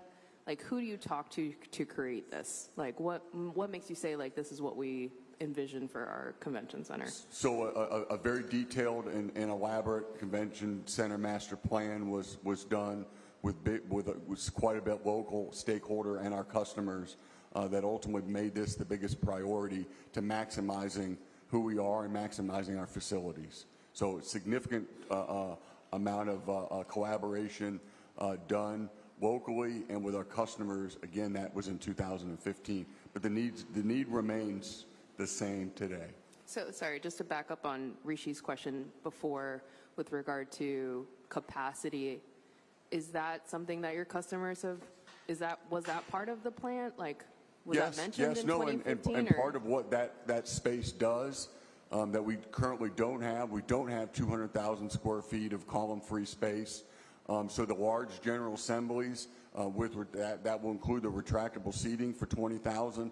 That puts us in the leadership position for some of the, what I would call large assembly groups like Southern Baptists and Presbyterians and a lot of the other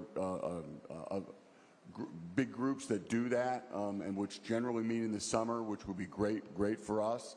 It also gives us a great opportunity to host opening and closing big night parties, especially for some of these big events that would have food and beverage and great production, and again, other great assemblies. And then it also, again, is connected to the north-south, and it's 200,000 square feet of more exhibit space that we can use and layer more events.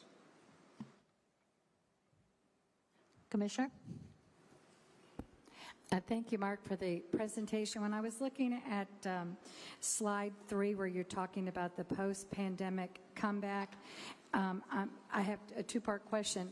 I'm interested why you saw such a big increase, but then also you can see we're at capacity because you're not growing again, and it seems like it's due to space. So could you comment on that, please? Yeah. We're our capacity, especially in the key months, is we're full. Again, we need to layer more events by increasing our ability to add a little bit of space. Lets us maximize what we currently have right now. So we did see a great comeback. We did leave the industry in COVID recovery by being open the first, by leading with protocols, and a lot of those decisions helped us to where we are today by being open and getting support and being very visible in our industry. You're seeing a packed convention calendar because of some of those decisions we made in 21 and 22.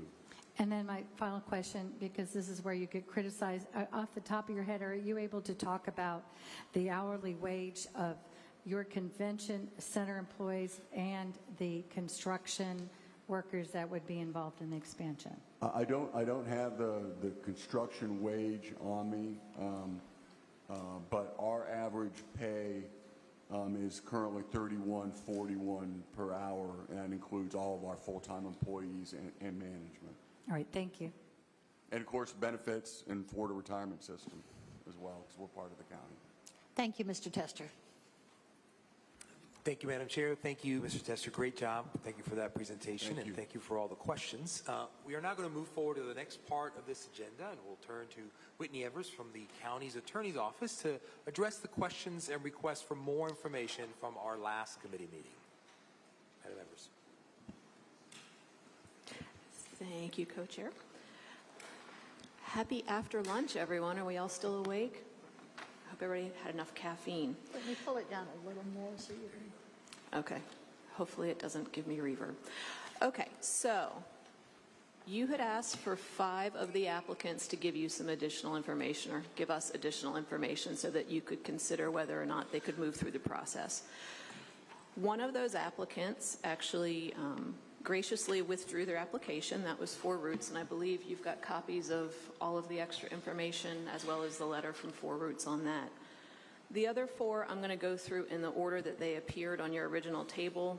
It was numbers 18 through 22, I believe. Yes, 18 through 22. First one being number 18, which was the School Board of Orange County. And just a reminder, they had asked for a total of $20 million for the School of Arts and Entertainment at Cherokee. The statutory box that they had checked was for an auditorium.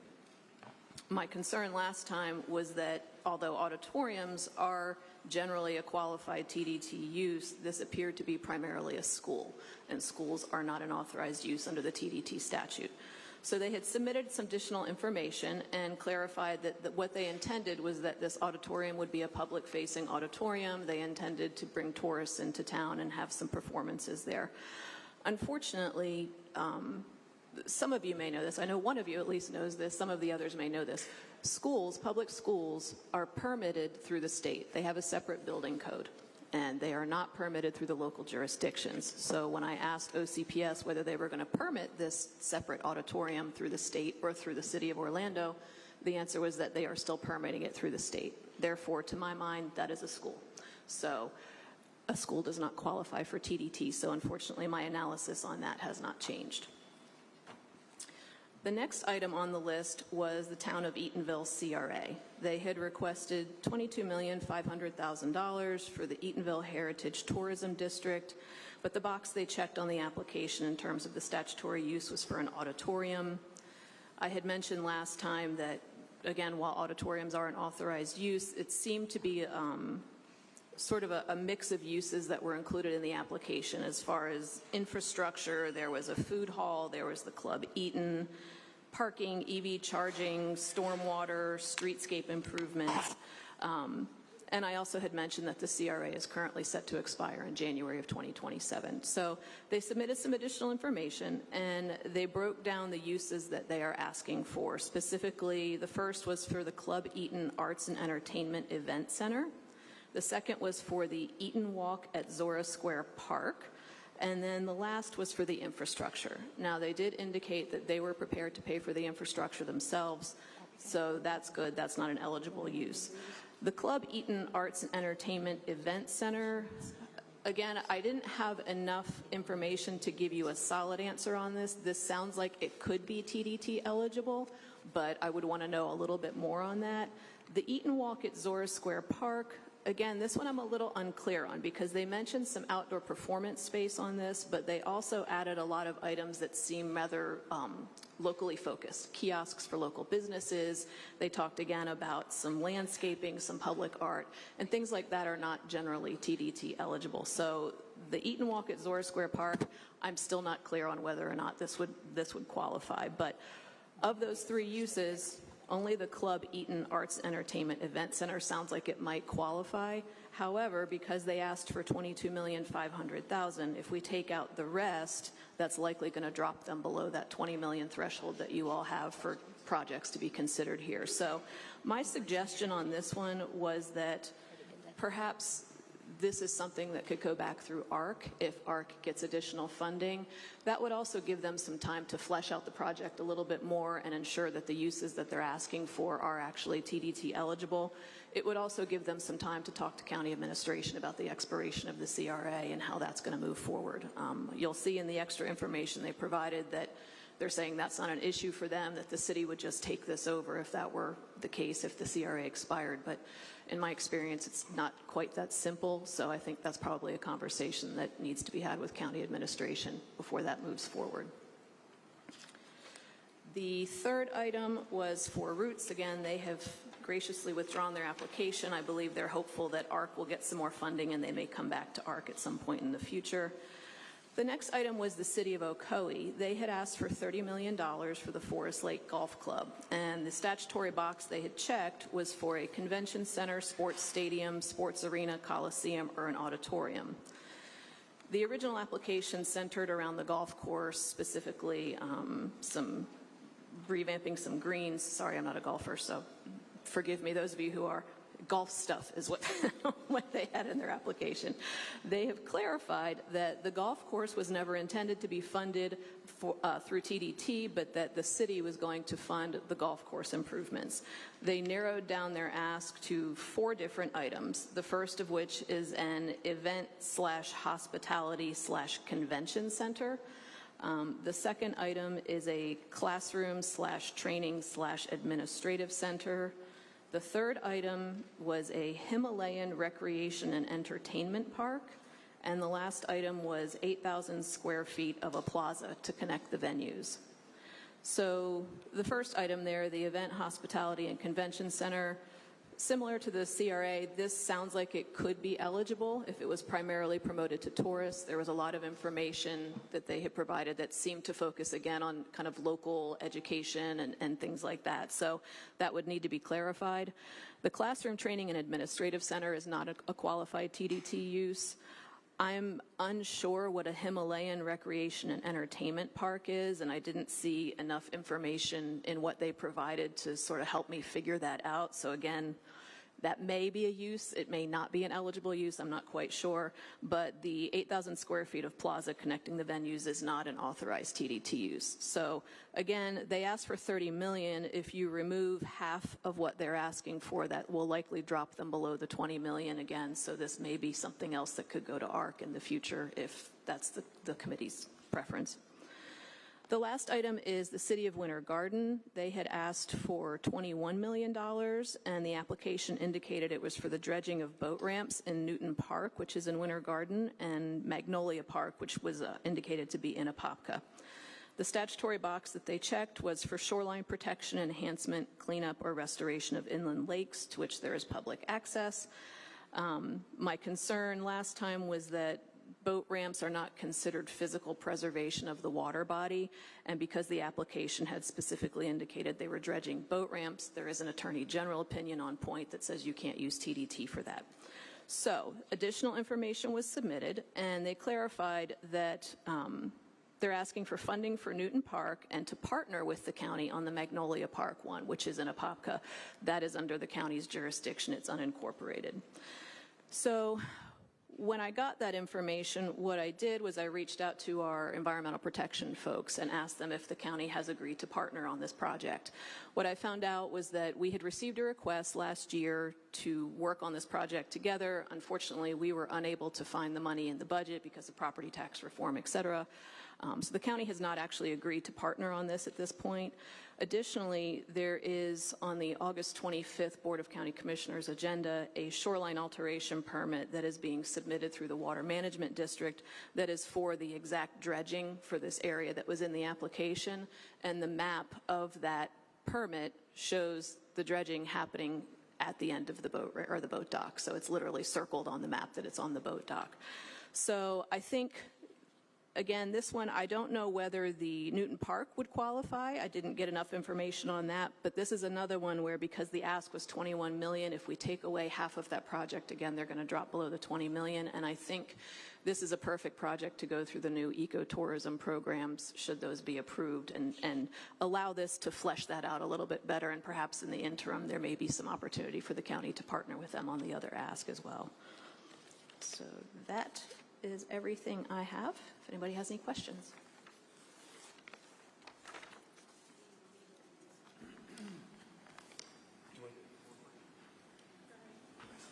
We did receive one additional application for the Central Florida Children's Museum. It got caught in the spam folder, and we gave you a hard copy of that. So I don't know, as we're going through discussion, if you want to look at that. The county attorney really hasn't had a chance to look into this. But this one, I think the concern was that it was to open an office to start planning for the project. And Whitney, I don't know if you, we don't have a lot about this, but you do have a copy of the application. Just wanted to bring that to your attention so that if you want to bring it up during discussion, you can.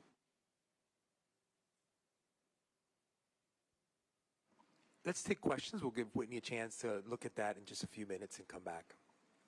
Questions on the other items that Whitney covered and those particular applications for which we gathered additional information? Ms. Silbadri? I'm sorry, Whitney. Did you touch on the Orlando Philharmonic Orchestra? Below 10 million? No, I believe that application only asked for $10 million, so they didn't make it through. Perfect. Thank you. Thank you, Chris. Yeah, just a question. What is the defining action we're looking for here? I mean, last meeting, we voted to bring these forward, give them a period to review and resubmit. Upon your recommendation, do you need a motion and action on it, or is this just advisory? So probably it would be best for the committee to make a motion on how you want to handle those 5, since you made a motion last time to allow them time to give extra information. And again, I think of the ones that I reviewed, there were 2 that may have eligible uses. It's up to the committee whether you want to hear from them and allow them to present. Only you all know what your time constraints are and whether you want to add another 2 applicants to that. But I don't know that they would be above or at the $20 million threshold at this point. So I think a motion would be best. Okay. I obviously want to allow for some discussion, but I'll go ahead and make that motion, that the projects that you outlined, to strike those all from consideration, including the 2 that are in question, and then we'll move forward with what we have.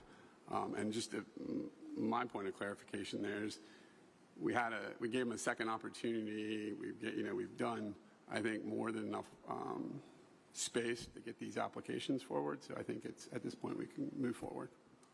Mr. Christopher Myers made a motion before we have discussion. Is there a second on that? Christopher Mueller has seconded that motion to scratch these items based on the recommendations and additional information provided today. Let's open up any discussion on that motion. Yes, Moore. Ms. Moore. Yes, because some of these applicants were very good projects, and it sounds like they still could live another life through ARC or the new tourism application. I think then what we can keep in mind is perhaps recommending higher amounts into those particular categories, and then these groups can be heard again. Yes, it is helpful to contemplate these in light of all the information we've learned today and understanding these other alternative programs better. Ms. Obadji, do I see a question from you? I keep flipping in between wanting to ask this question or not, but as part of the motion, I would love an opportunity to just review this children's museum thing and just say, like, close out the motion to say, like, what we have on the presentation schedule is what we're doing. And in addition to, like, striking what we considered and are saying is ineligible, also saying there's no other projects we're going to consider. Like, the schedule is the schedule. That's what we're sticking to. So could we just take a couple minutes to look at the children's museum? So may I suggest, since you do have a motion and a second on the floor, perhaps you dispense with that motion, take a vote on that, and then take a minute to review that application, and then you can make a second motion on that one, unless you want to go back through amending the motion. Yeah, again. I'm super rusty on Robert's rules, so I'm going to leave it to Chris and Chris to figure that out. No, that's fair. I think I was going off the guidance from the county attorney's office saying that was probably an ineligible use because it's setting up an office. But if there's more to be discussed on that. I just want a second to look at the thing. Yeah. Sure. Yeah, the fact that you're just now getting to see that and it was not available earlier, I do like the idea of settling with this motion. We could still settle the final matter today about this additional application, but we could close on this particular motion and solve the matter of these 5 applications. Okay, we'll call for a vote. I have a comment. Oh, do I have another comment? Yes, sorry. Okay. On the Ocoee matter and the Winter Garden boat ramp matter, it seems like both of those can be well within the ARC or the ecotourism levels. And I was wondering maybe instead of just having a negative vote on the Ocoee and the Winter Garden matter, maybe move that to the ARC issues and let them live another day through ARC versus us creating the impression we made a dispositive ruling on it. I think that would be more appropriate. Thank you, Tom. And Wendy, you could speak to this. That would be, in essence, the intent of this vote, is that we would let the matter rest for this committee, but they would then move on to those bodies for funding. You want to clarify or add anything, Wendy? And the last task force in 2023 did the same thing. They referred some on to ARC. Yeah, and to clarify, I'm not speaking ill will of any of these other applications, but I completely agree. I think there's other opportunities. It's just simply, moving it forward. That's the intent of this. Kim. Yeah, and the nuts and bolts of that sounds interesting, but when does ARC meet again, or when does their application period open again? So Vicky's in the room, but I would say probably after the first of the year, because we will have 2 new commissioners that we'll need to appoint to the ARC advisory board, and so it will be sometime in 2027, correct, Vicky?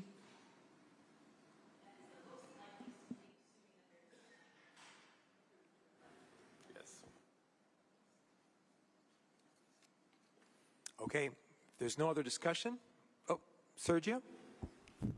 I simply want to express my concern about striking these programs out of the, out of the hearings, because they try to provide additional information, and I think it's not that the information they provided shows that they are not eligible.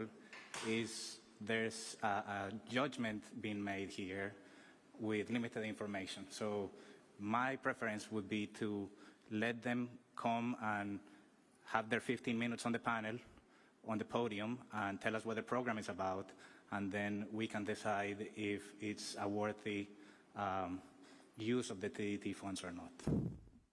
I'll offer a counter just to that position, Sergio, the fact that we've presented them with the facts that disqualify them for this particular committee to consider based on either funding or the nature of the proposals, but that given all the information presented today that there are alternative sources of funding for these, we then allow them to come back to those bodies. Now, this committee is going to have to make decisions to fund either ARC or these other programs.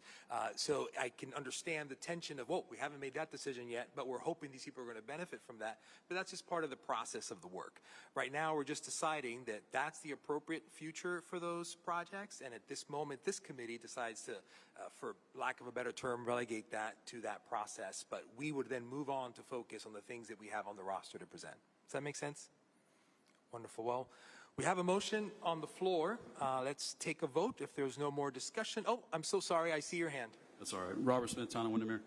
My question would be then, why did we listen to the ecotourism infrastructure one when there were some questions about they don't even have a CIP or any projects, and we're just giving them a blank check for 5 to 10 million, or actually 50 to 100 million? I don't see the difference here when they have questions that need to be answered. And I think we should give them the opportunity to answer those questions. We're making assumptions at this point of, I don't know what a Himalayan playground is. I don't know how much it costs. I don't know what this is going to cost. It could be over that threshold, but at least I think we should hear from them and have their presentation so we know exactly what they're doing, what their projects are going to be, and how it's going to bring in tourism to West Orange County. Well, we're going to have a vote in just a moment, but to address that, Roseanne, I thought you spoke earlier about just the nature of those particular programs, the eco and nature tourism related programs, and how they differ from any of the other traditional grant requests. So the process will be, if this task force recommends that the Board of County Commissioners consider establishing an ecotourism grant and one that's geared towards natural resources and infrastructure, then at that point, a working group probably would be appointed by the board that would go through, work with staff to come back with some guidelines, some criteria. But at this point, it doesn't exist right now. And so it's if you recommend it, the board has to approve it. And you could be a little bit more detailed in what you recommend to the board, like with some dollar parameters. I think Alan gave you some ideas, but that's up to you to make a recommendation. Okay, one final remark by Tico Perez, and we'll take a vote. Thank you, Mr. Chair. My comment is just that we have two that may qualify. We don't know. They may qualify, though, and I think both of them are pretty good projects, the ones that I've read. I don't have any problem rejecting those that council has said, look, they just don't qualify. And I totally understand that. But if we have two that might qualify, I think it's worth an hour of our time to see them both. So I would ask that as we look at this motion, we include the two that may qualify, which I think are City of Ocoee, right, with Forest Lake, and Winter Garden, correct? No. The CRA was the other one that I said might have an event venue. Gotcha. The CRA and Forest Lake, I'm willing to give them an hour of my time to hear what they've got to say, and if they don't qualify, they don't qualify. But I think, you know, in the spirit of what we're trying to do, it's worth at least hearing from those two. Again, if council says they're no good, they're no good. I'm 100% behind her. But if there may be, you know, and I'm kind of curious about what a Himalayan activity thing is anyway. Thank you. Yeah, so we have a motion on the floor. Let's take a vote and see where we stand. All in favor of striking these 5 projects after further information as articulated by county's council, say aye. Aye. Let's make sure to raise your hands. I want to make sure that we have an accurate representation of votes. Okay, any opposed? I think, yes, the motion does not pass. We have a request then to review these additional, to hold on to these 5 projects, or do we want to make a different motion for handling these differently, to Tico's point? Mr. Chair, I make a motion that we reject those projects that council has said are not approved or not possible under the TDT. However, we hear from the two that are potentially approvable. And let's clarify, the two are? CRA from Eatonville and Ocoee's Forest Lake Golf Course Facility. Well, let me clarify, actually, because it looks like Winter Garden has Newton Park, and I don't know whether that one's going to count either, or whether that one's going to qualify either, because I don't know the individual dollar amount on that one. So, And that was my point. Even if they qualify, they're dropping below the 20 million threshold. I'm assuming they will. Yeah. I mean, some of these, for example, Town of Eatonville is $22,500,000 if we, as their current request stands. So if only one of the three that they've told us they want to do qualifies, I don't know that they're going to meet the 20 million threshold. I don't know. That, that's up to them. City of Ocoee was 30 million, and again, two of theirs I was a hard no on, two of them I'm a maybe on. So I don't know if that will keep them at 20 million or not. City of Winter Garden was 21 million, and if you lose half the projects on there, I'm not sure that you're going to make a 20 million threshold after hearing what Mr. Dunn told us about the costs of rehabbing a lake. Thank you, Whitney. Tom Callan. Thank you, Whitney. I appreciate that. I think part of the role of the board, though, is to weigh those things, and we should hear it first, and then we weigh it. So I would, Tico, I'd kind of extend it to three: the Winter Garden, Ocoee, and the CRA. I will accept that. Thank you, Tom. Okay, is that a motion that we're making? I'm accepting his proposed amendment to the motion. I don't know who my seconder was. I'd second. Where do we have a second? Ella Wood over here. Yep. Thank you very much. Okay, we have a motion on the floor. Just discussion real quick. Okay. Just to clarify on the charge of this task force, is it a hard set perimeter of the 20 million, or is that a suggestion? Looking for some guidance there, because I know this is a lot of discussion. I'm just trying to follow the rules. Please. Well, ARC goes up to 15 million, and that's how we ended up with the 20 million, realizing that right now it goes up to 15 million. And there might be an appetite to go a little higher in the future. And so we did the 20 million, but that was just so that we wouldn't get 400 applications that really wanted to go to ARC. And I would clarify that at this point, the application window has opened and closed. If you start shifting the line on that 20 million, that's not fair to folks who might have otherwise applied, right? And, same thing with Philharmonic. We dropped them out because they were 10 million. So I think at this point, you need to stick with the rules that were established for the folks that applied, just for fairness across the board. Yeah, I mean, that's a fair point. I mean, I'm looking at this. I sit on the board of a government agency. I know Commissioner Moore did.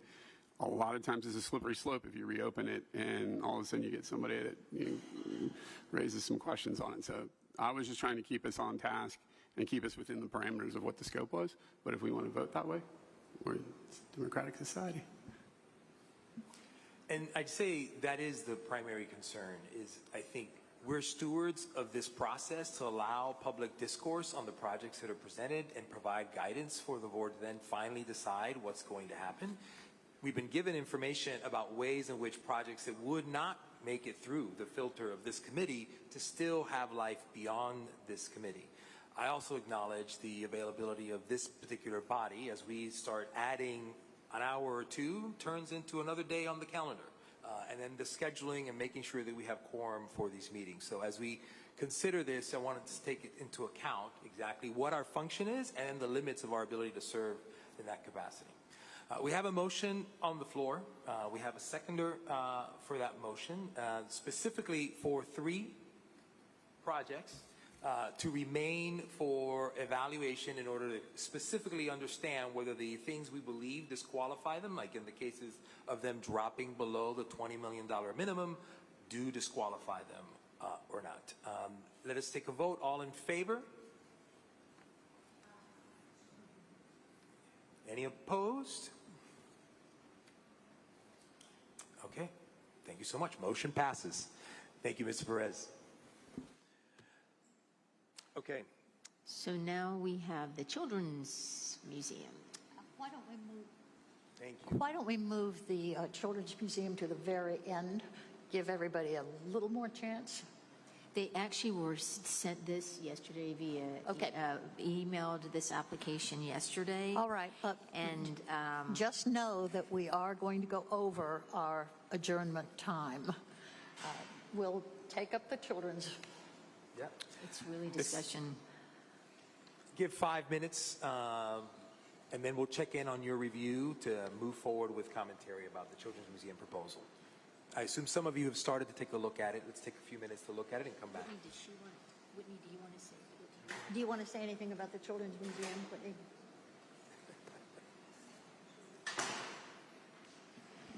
I feel like y'all are going to get tired of hearing from me. This is another one where, based on what's in here, I think it sounds like what they are asking for is $450 million, but it sounds like the initial investment is for a project office and a professional team. Sounds like planning and, you know, some site design and things like that. I don't believe those are qualifying expenses for a children's museum. The statute specifically allows for planning and design when you're talking about the fifth cent, when you're talking about bonding, when you're talking about professional sports franchises. That language does not appear in the subsection on the facilities, the specific facilities for auditoriums and museums.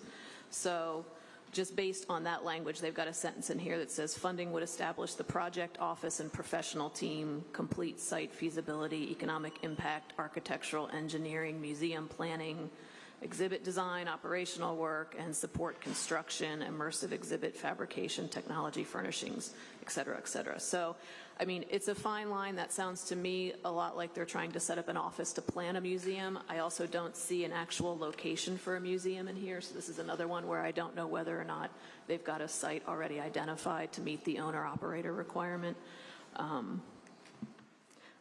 I will leave it up to you all. Unfortunately, that's the best I can give you in terms of what I've got in the application in front of me in the 10 minutes I had to look at it. Whitney, isn't ownership another issue?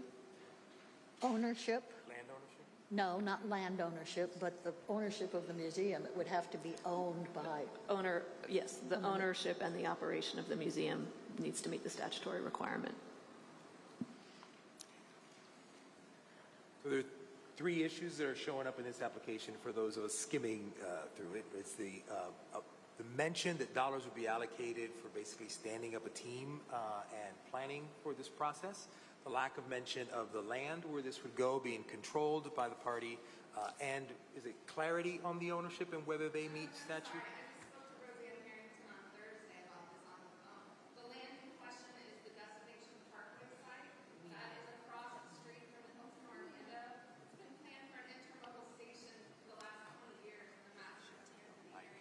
I'm sorry. Thank you so much. We'll have an opportunity for public comment later.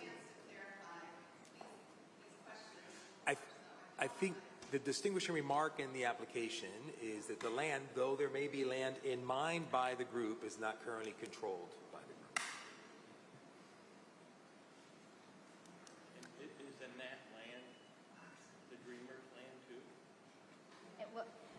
It's land that Orange County owns and has not said that it is willing to dispose of. Any other questions for staff on this application? Sergio.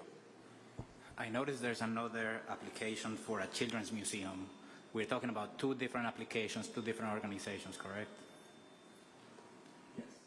Yes. Tina? It is. It is an established, already approved nonprofit.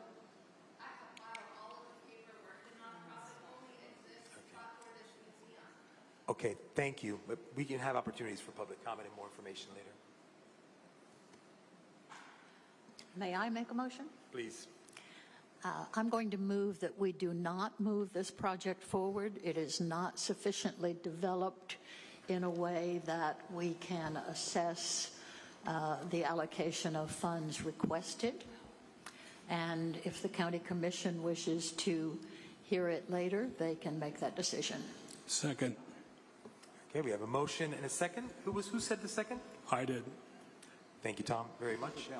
Okay, all in favor, say aye. Aye. Any opposed? Thank you. Motion passes.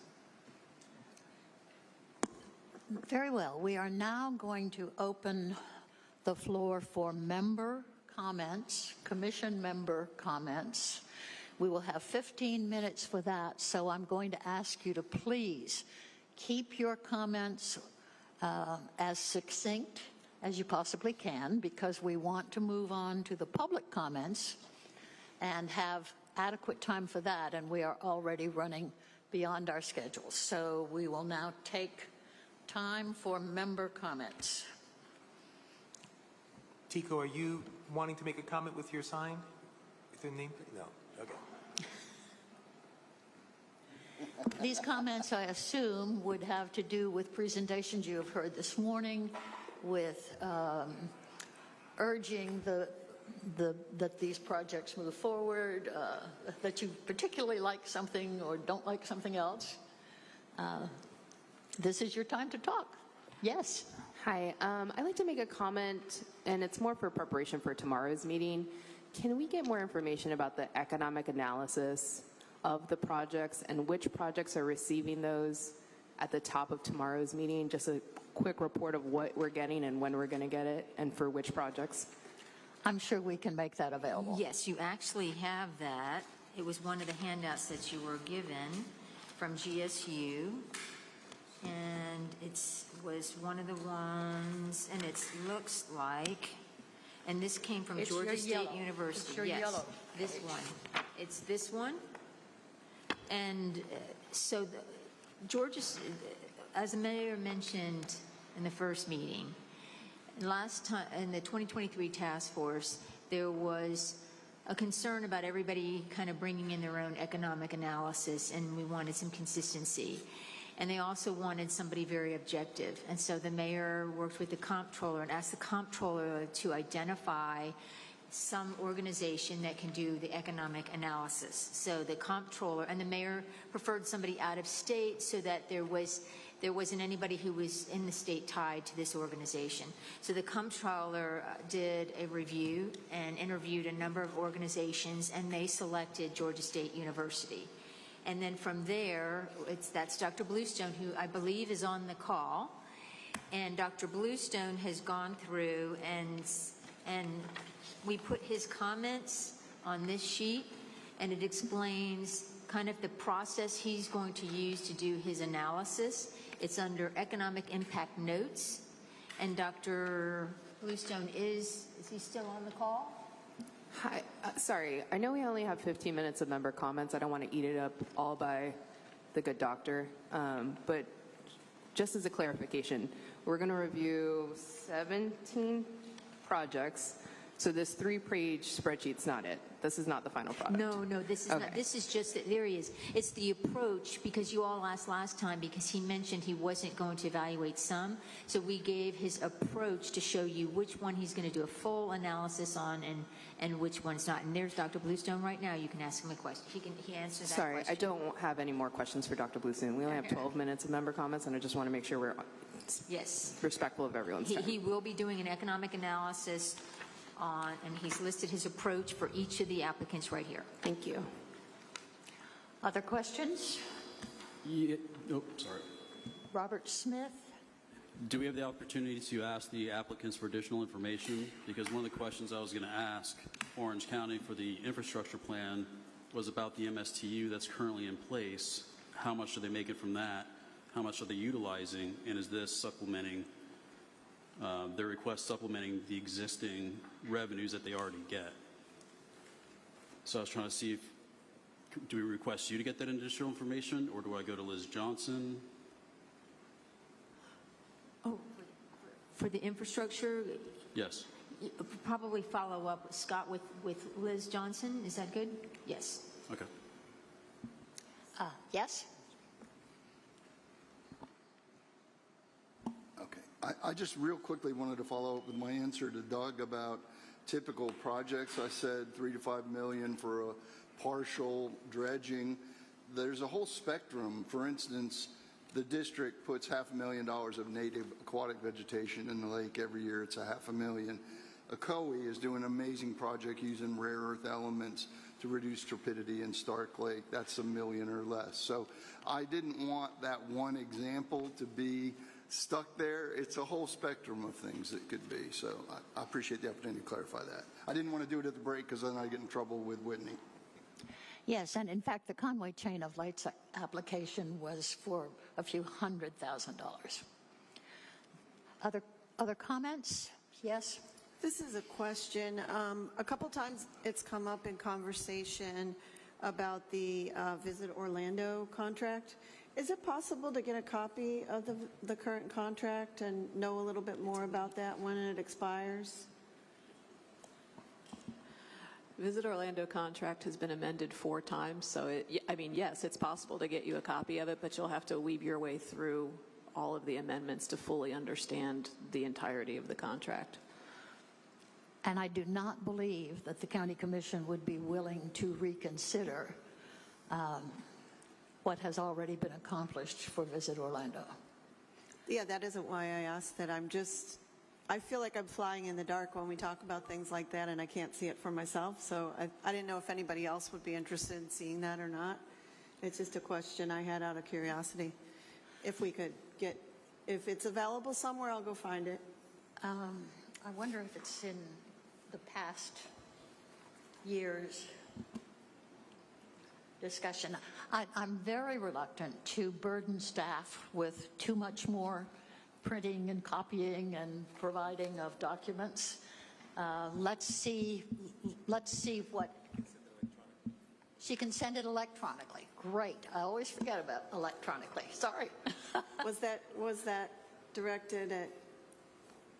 I didn't see. Somebody will get it to you. Okay. All right. Thank you. Might as well you. send it to everybody then, because. So this I way asked- we have everything going through Natalia. She'll be the one. Okay, Natalia. Thank you. I hope it's not too much trouble.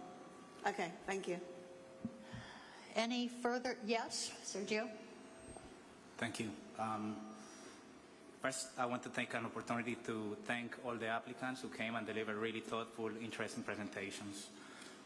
Second, I want to reflect a bit upon the application by the Convention Center. As I stated in my comments before, we all know that the TDT was established so that we would have a convention center, and by God, we have a great convention center, the 3rd largest in the nation. And it's cost us an arm and a leg, and it continues to cost us an arm and a leg. We're still paying for the debt of the current improvements. And, conventions are a great engine for tourism. These meetings, they bring a lot of people from all over the place to our destination. They fill our hotel rooms, and I think we have to consider that the convention center currently is a success and be mindful of the impact that putting more money into the convention center will have on basically future rounds of this panel. If we give, if we fulfill that request, there's not going to be another TDT work group in a few years because all the money will be spent.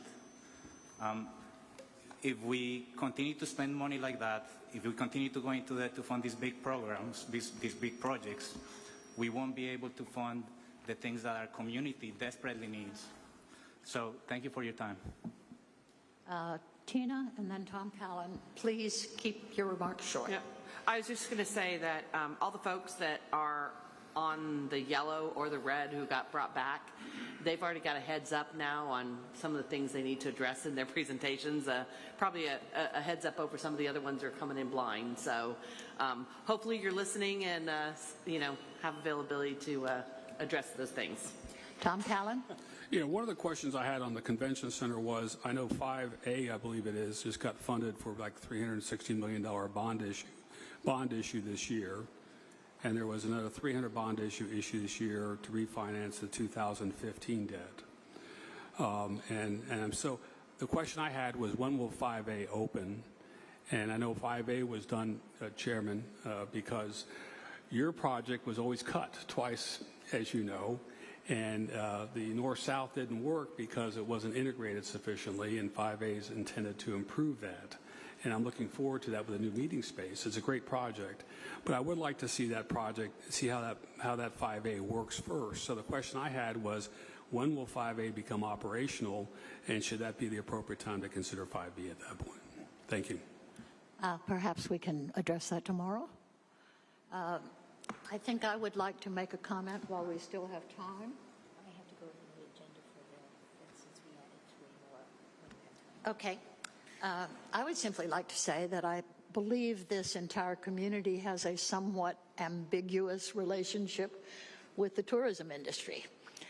We love them, we hate them, we think they bring too many people here, we think they don't bring enough people here, and I am particularly heartened by the ability to add these ecotourism opportunities, which I think will broaden the public's perception of what tourism does for us, because tourism does many, many good things. And the tourist development tax has done some incredibly wonderful things.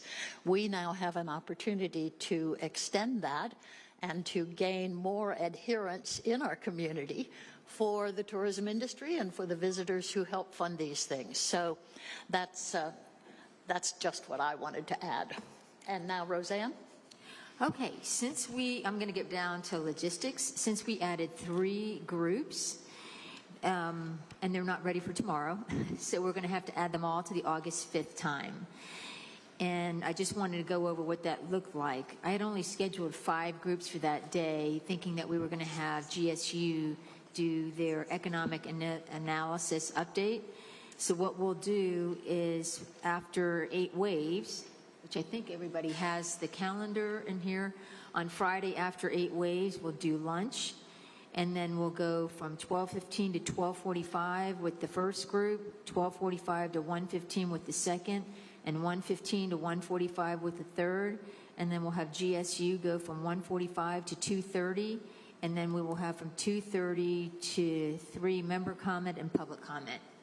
So if you could all stay till 3, I think that's the only way we can make this happen. We'll have that reprinted for you tomorrow morning. Yes, we'll have it reprinted, but if you can just stay till 3 o'clock at least on August 5th, that would really be helpful. I'm going to turn it over to my co-chair in one moment, but before we move to public comment, I would simply like to recognize the fact that Mayor Rusty Johnson of Ocoee is with us today, and welcome him and thank him for attending. Thank you. Thank you for that, Mayor. We're going to move to public comments at this time. Just as a brief reminder, this is a time for us to listen, not to enter into discourse or conversation with our speakers. Tico, did you have a comment before we transition? Yeah, Mr. Chair, and I'm sorry, I'm looking at the schedule. I got a whole bunch of meeting cancellation notices and re-meeting notices out of the office. Have we dropped the August 11th meeting? No, I don't know why you got a cancellation. You shouldn't have gotten a cancellation. No, we did not. Yeah, I had like 4 notes back canceling all of these meetings in my email. So something happened as a mistake there.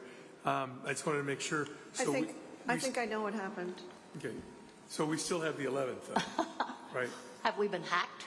I think I know what happened, if you want to give me a chance to explain.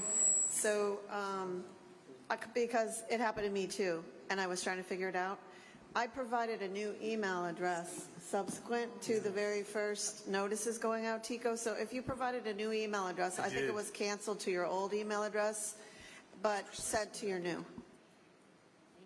Thank you for the clarification. Technology is wonderful. Yes. Let me turn it over to Ms. Natalia Garcia to lead us through the public comment section. Absolutely. Good afternoon, everyone. So we have 5 public comments. When I state your name, if you please go up to the podium. You have 1 minute to speak. Please state your name and address for the record.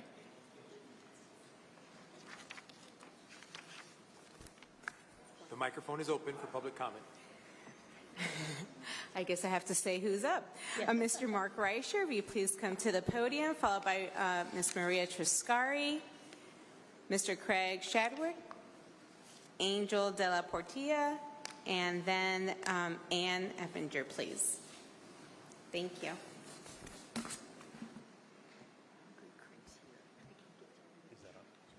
Which button do I put? There it is. Here you go. Good afternoon, everyone. Mark Reicher, 1806 North Park Avenue, Winter Park, Florida. First, I want to thank everyone on the board and the presenters.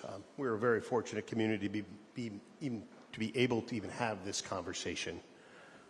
TDT is a dynamic force in our marketplace and has provided culture and arts and things way beyond what other communities our size enjoy because of tourism. The group I represent is Rita Development. We own the Hilton Orlando and the Hyatt Regency on I Drive. Our assets contribute approximately $10 million a year to the TDT revenue. The goal of our ownership is to expand both the Hilton and the Hyatt. We're looking to add 120,000 square feet of meeting space to the Hyatt and 352 rooms to the Hilton. We also have publicly announced that we are looking to develop, I got 16 seconds, a Grand Hyatt. That's a $1 billion project, 1,000 rooms, which would add $6 million to the TDT, which would allow these projects to take place. The convention center is an important element of that. We compete nationally, we compete globally, we compete against ourselves. We need to, I just want to, on behalf of the 100,000 workers on iDrive, I urge this board to score the convention center as a top project. It is the catalyst that provides the money for the projects we're fortunate enough to talk about today. Thank you. Thank you.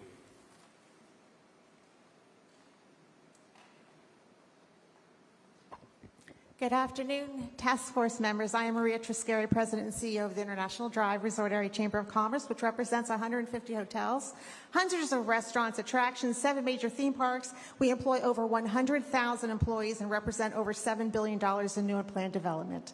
Today, we ask your support for moving forward 5B of the Orange County Convention Center, not because it's simply another construction project, but because it's one of the most important economic development investments Orange County can make. Convention Center is the engine that drives our region's economy. It generates billions of dollars in annual economic impact, supports more than 100,000 hospitality jobs, and fuels the TDT, which revenues that benefits everyone. If we want TDT revenues to continue growing, we must continue to invest in the very asset that produces them. This is not a new proposal. In 2015, the Board of County Commissioners approved both 5A and 5B as one united vision for the future of the Convention Center. Then COVID-19 forced plans to pause. Today, our industry is recovering fully. 5A is moving forward now, and now is the time to complete the vision by enhancing 5B. The county already has invested $17 million in the design. Those plans are complete. The project is shovel-ready. Every year we wait, construction costs increase, opportunities are lost, and our competitors gain ground. Thank you so much. Thank you.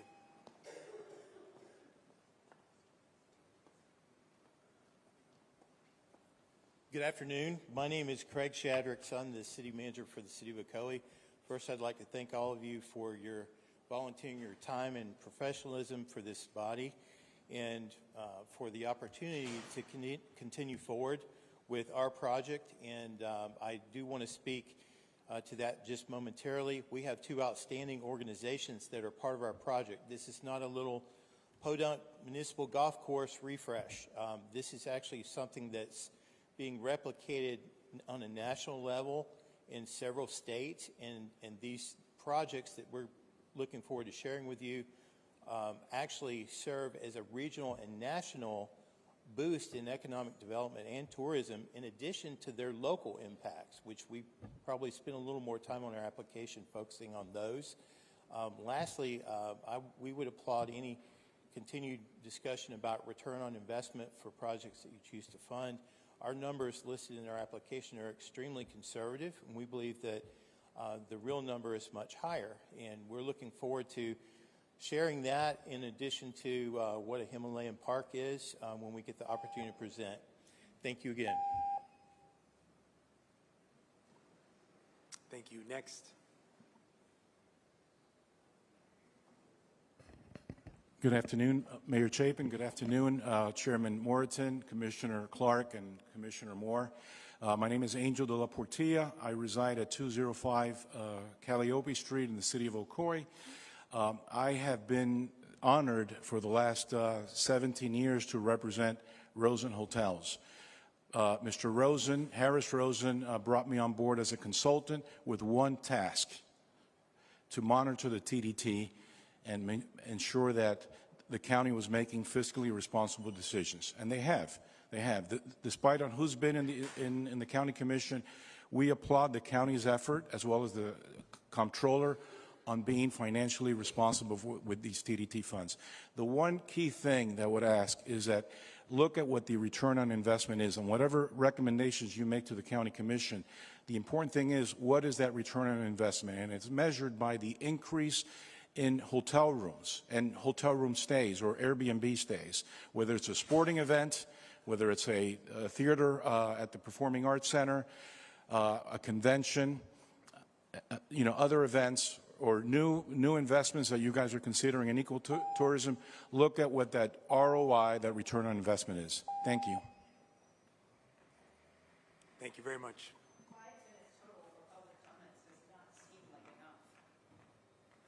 My name is Ann Eppinger. I'm a resident of Orange County. I live in Lancaster Park. I'm an average Orange County resident with no particular title. I have no skin in the game, huge sports fan, big hiker, love the theme parks. But I stand here before you with a really heavy heart. Instead of being excited at the amazing projects that are here, and they are amazing, I have a pit in my stomach, because no project at all mentioned any tourism worker, no one affected with horrible commutes to lowly paid jobs, or no joint projects that benefit the community at large. I'm a retired municipal investment banker and financial advisor. I know changes to the statute can be made. They have been made other places. I see accumulated wealth of knowledge and huge political connections around this table. Those very connections got you places at this table. I encourage you to harness those connections and your expertise to make changes to the statute, and I wish you could vote that no projects would be going to the county commissioners, but I believe the task force was specifically structured that that is not your option. It is simply more than enough time to help our community. For our mayor to shove this task force in his waning days in office with literally no risk to having these excess revenues seized. I've done research there, I've talked to people. There is absolutely no ability for that to happen at the state level at this time, without our public officials demanding the state make changes that matter most to our community at large, is a shocking lack of a compassionate leadership where the heart matters. Because to me, the heart matters in leadership. I'm here today to represent the people that are too busy working to be here. They have no excess revenues to buy tickets at our amazing sporting events or cultural events. I beg you to listen to our community members. As an aside, PFM is a financial advisor for the convention center, the county, and the city. We shouldn't be using their financial analysis because they get paid per Thank you very much. dollar. Thank you. And Next. we have one more speaker. Please state your name and address for the record. Thank you. Good afternoon. My name is Sandra Dunlap, here representing Orange County Public Schools. Our address is 445 West Amelia, Orlando 32801. I respectfully request that the committee reconsider Orange County Public Schools' application on the basis that we were deemed ineligible based on a factual inaccuracy. It was stated earlier today that we are permitted through the state and not through the city, and the project therefore is not eligible for TDT funding. But having just spoken to our Senior Director of Facilities confirming that that is inaccurate, we have permitted through the City of Orlando, including through the Historical Preservation Board, for the series of projects that are public-facing cultural infrastructure, not a school, as clearly and explicitly stated in our application. In fact, one of our partners we're most excited about is here in the room today. We are looking at opening the Della Phillips the Della Phillips Theater as an eastward extension of the cultural corridor that makes downtown such a vibrant arts destination. We will be expanding that capacity 1 mile eastward. Thank you for your reconsideration. Thank you. Over to you, Madam Chair. Actually, if you give me 1 second, please, Mayor, just want to let you know that in your packets, there has been some comments made for the task force, and they have been printed, made available to you, and also just to let any citizen know that if you would like to go ahead and provide any comments or feedback, you may do so by emailing that to the TDT Citizen Advisory inbox, and it will get provided to this task force. Thank you. Thank you. Our next meeting is, as you know, tomorrow, and it's right here. We will start at 9 a.m. and we will try to adjourn by or conclude by 2, but you see what can happen. So thank you for attending today's meeting. May I hear a motion we adjourn? Motion to adjourn. Second? Second. We are adjourned. Thank you.